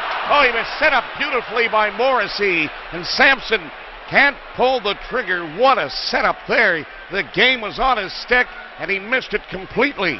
Maybe you'll get another look. Will O'Neill, Kyle McKinnon, he goes up there after it. Here's Kyle McKinnon in behind the Texas goal. Jerome Sampson's got a loose puck. Sampson fired it at the net, trying to do it by himself, and it came off Derek Meach. You got to pass that thing. Look for your teammates there. Now the Stars get a chance. Here's Dowling. Ritchie to the net. Dowling, big defensive play. An excellent play by Ben Sherratt. Now it's bounced up, and Eric O'Dell trying to get by Derek Meach. Gaunt will gobble it up. Here's Jerome Sampson overskating the puck. Dowling's back in through the slot. Oh, another dandy play by Benny Sherratt. Sampson is still out on the ice. Now Eric O'Dell trying to get by his man. Fed back here into the St. John zone. And we're almost halfway home in overtime. Wow, what a chance for Sampson. Well, he was on his off wing too, Brian. He just, I don't know if it caught the heel. He got a little piece of it, but certainly not enough. As Morrissey fed it over to him. That was a dandy pass for him. Space to be had. So it's the O'Dell line with Mullerath and Klingberg as we played 9:58 of overtime, tied at 3 in Game 5. Face off to the right of Christopher Nilstorp. Eric O'Dell trying to work it free, and it's taken by Derek Meach. Meach throws a long pass up the middle. O'Dell got to it. Threw it back the other way, and this is going to be an icing call. And folks here think that, well, the Stars player tried to get his stick on it, but it was a big reach. They're going to this is going to be brought to center ice. Absolutely, that's a blown call on an icing. We'll take a timeout here. 60 seconds, 9:52 left in the first overtime session. Tied at 3 in Game 5 on the IceCaps Live Broadcast Network.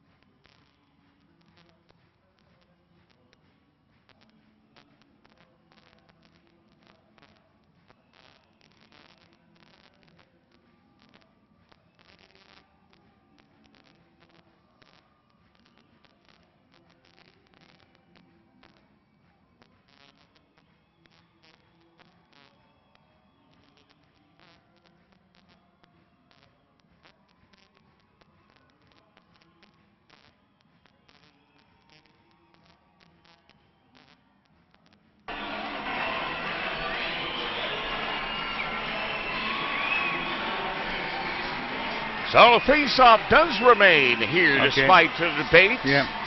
Nothing can take the edge off things like Grover and Elmo, though, right? Oh, beautiful. That's sold out. Actually, Sesame Street Live, from what I understand. Brought to you by IceCaps Entertainment this fall. Kids will get a first look ever at Sesame Street Live. So a face-off here to the left of Michael Hutchinson. Eric O'Dell trying to pull the puck back. It's loose at a scrum, and here's Moran trying to set it up. Moran back to the point for Cameron Gons. Give and go to Ranford, a shot, and Hutchinson made that save. Now here's Eric O'Dell battling for a loose puck along there with Zach Redmond, but it's going to be the Stars' McKenzie. Back to the point for Gons with a wrister, and Hutch made that save, and it's off the protective mesh. So there you go, folks, on what was a borderline icing call at best. And Brendan thought they were going to drop it at center. They decided no, they got it right. And the IceCaps were under undue pressure against the number 1 line for Texas. Faceoff's going to stay in St. John's zone here with 10:32 gone in overtime. Adam Lowry, Jason Jaffrey, and Andrew Gordon. A few kids are going to miss some math problems tomorrow morning. They're not going to be as sharp.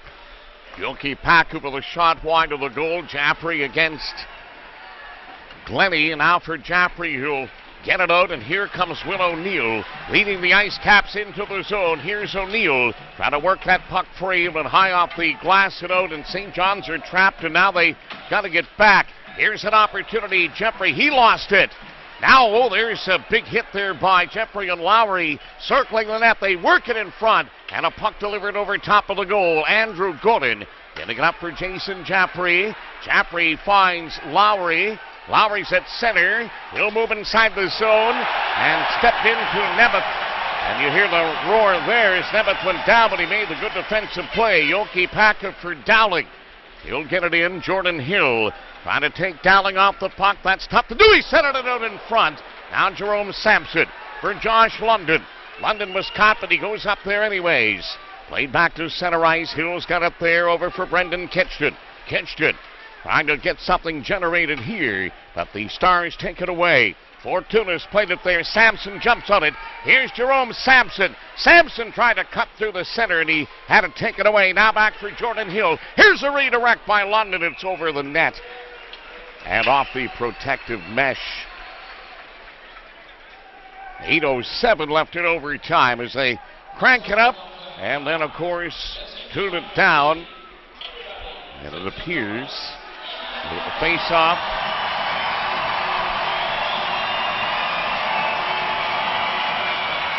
It'll be outside the Texas blue line.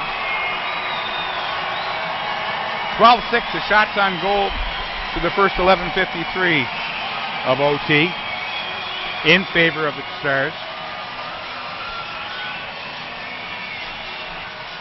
And here's an opportunity for Moran. Give and go here to McKenzie, who slices it in. Hutchinson's out of the goal. We have a late whistle. And I mean late. Offside. Face-off just coming outside the blue line here with exactly 8 minutes left in OT. I don't dare say the first OT because Robin might hear me and the deadline's looming. Well, they've loomed already. Major looming. Yes.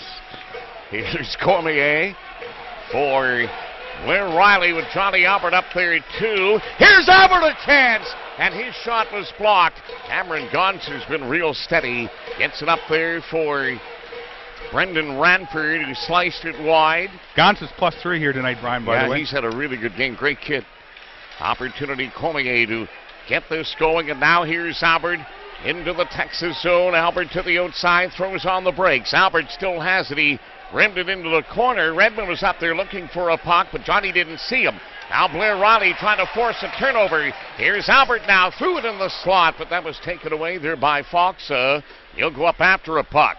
Morrissey trying to negate his progress. Did a nice job as Stronsky will pull it back.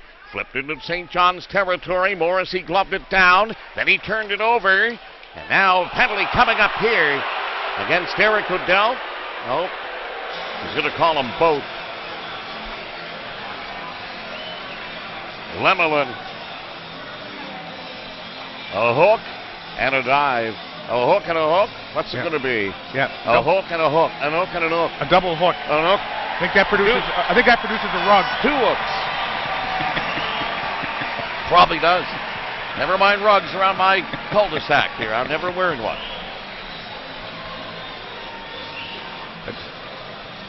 So we get some four-a-side hockey. You can see how O'Dell made the appeal, and immediately the referee both thumbs up with the "you're going" sign. Yeah, can you just imagine now calling one on one team in overtime? Well, but it changes the disposition here because we get 4-on-4 hockey, Brian. Yeah. Like regular OT.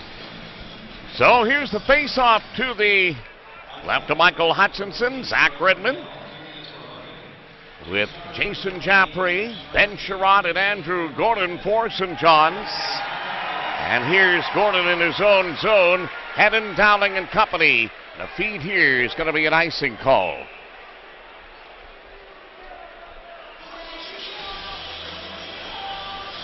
And you know what that means? Yep.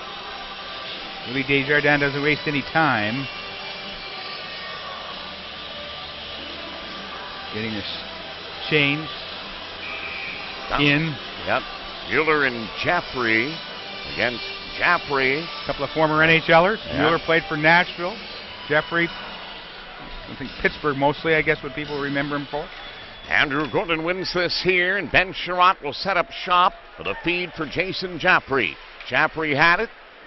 Taken away. Stars gobble up.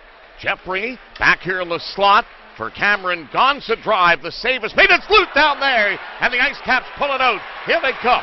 Here's Zach Redmond for the feed for Jason Jaffrey. Back for Redmond. Redmond for Jaffrey. It's in his skates.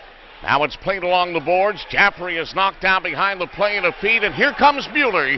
Mueller getting an opportunity, and he feathered it wide. It's going to come all the way back out. And it's going to be fed here for Yoki Paka. He'll step up. Yoki Paka dropped it off. Jeffrey is shot, blocked by Zach Redmond, who's had a monster game for the IceCaps. Now Travis Moran's out there. Will O'Neill got it to Carl Klingberg and back for Redmond. Redmond will play it here for Will O'Neill. Give and go to Klingberg, busting down the right wing. He's got Albert with him. Here's Klingberg trying to do it himself. That's not going to happen. And Klingberg is knocked off the puck, and coming back the other way is Nemeth. Here's Nemeth cutting into the IceCaps over the nifty move, backhands and scores, and the Texas Stars have won the Calder Cup. It's over with 5:30 left here in the extra session, and the Texas Stars get a goal from an unlikely hero, Patrick Nemeth, and they win the Calder Cup here, 4-1. But these IceCap fans will stand and applaud their hockey club as Nemeth, with an unbelievable move, blew into the St. John zone, and he fired it upstairs, and it's all over. Well, this started back in the other end, a turnover. Klingberg was fighting for the puck, but eventually got outside the Texas zone and was Nemeth. You're right. That is the first goal by a defenseman for Texas other than Derek Meach in this playoffs. Wow.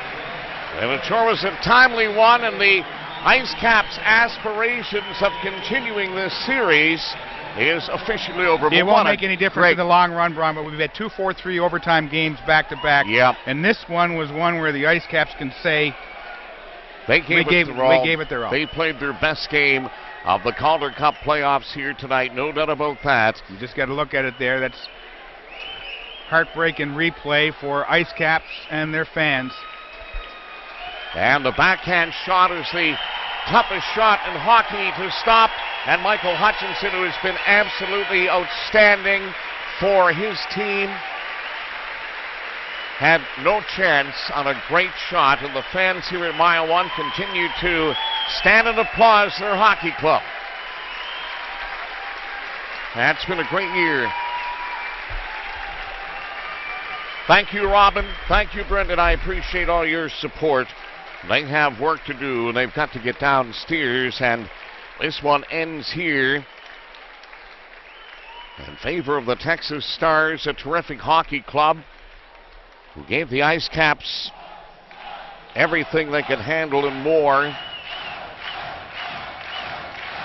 and pull out the victory here. 3 consecutive overtime wins. 2-1 last Wednesday night. Stunning come from behind 4-3 victory last night. And here at 14:30 of overtime, Patrick Nemeth waltzes in uncontested and beats Michael Hutchinson with a backhand highlight reel goal. And the Texas Stars are American Hockey League champions in 2013-14. But the Never Say Die St. John's IceCaps Hockey Club, what a story they've been here. What a wonderful group of young men. What a fantastic team. And they came up against the #1 squad in the entire league. And they went down to defeat tonight. But there's nobody in this hockey club that should be hanging their heads, because they have had a fantastic year in every regard. And each and every one of these outstanding young men, I'm sure, are heartbroken right about now. But I'll tell you what a club. What a club. The St. John's IceCaps in 2013-14 Eastern Conference champions, as I get a little emotional here and try to spit out my words, and that's all she wrote. The Calder Cup champions are from Cedar Park, Texas, on the outskirts of Austin, and they were full marks, there's no doubt about that. On their 45th shot on goal.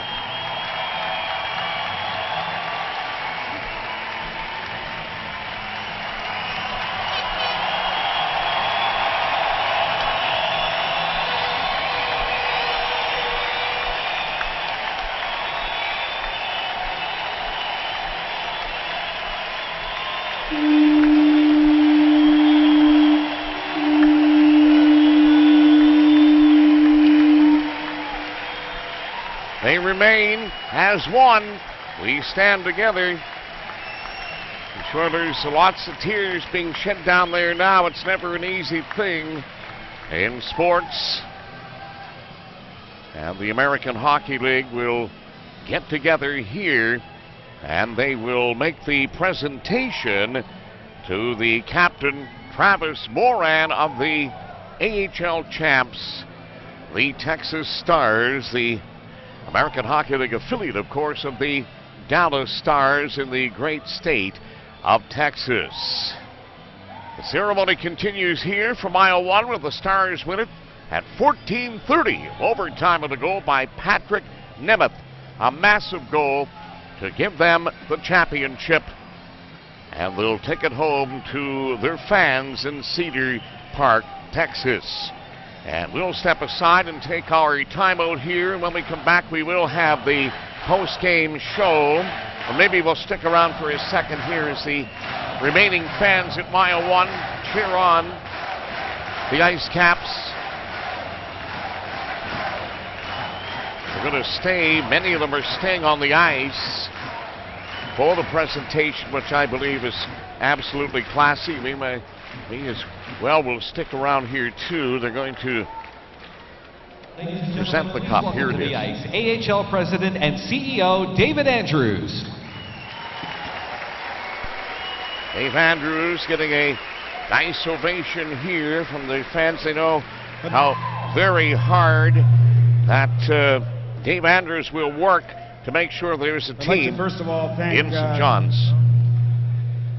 Boys might want to get that ambience or that mic straightened away a little bit.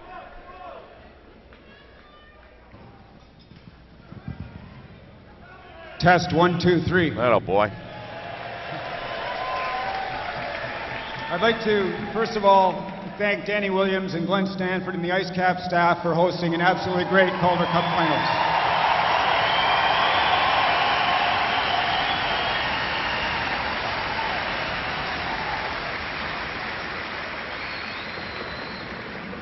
And to Keith McCambridge, Craig Heisinger, the Jets organization, Jason Jaffrey, Michael Hutchison and the team, what a fantastic performance.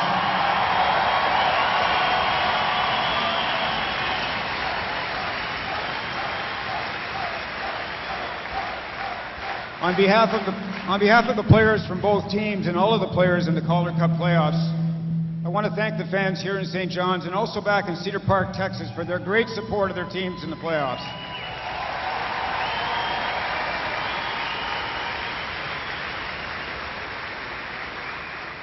I'd like to call on Vice President of Hockey Operations Mike Murray to present the Jack Butterfield Trophy to the most valuable player in the Calder Cup playoffs.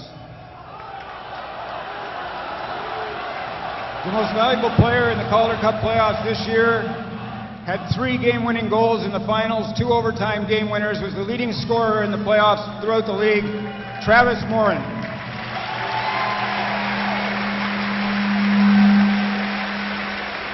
Travis Morin getting a nice ovation from the great hockey fans here in Mile One Center that stuck around to the bitter end. Silenced by the Patrick Nemeth overtime winning goal in Game 5.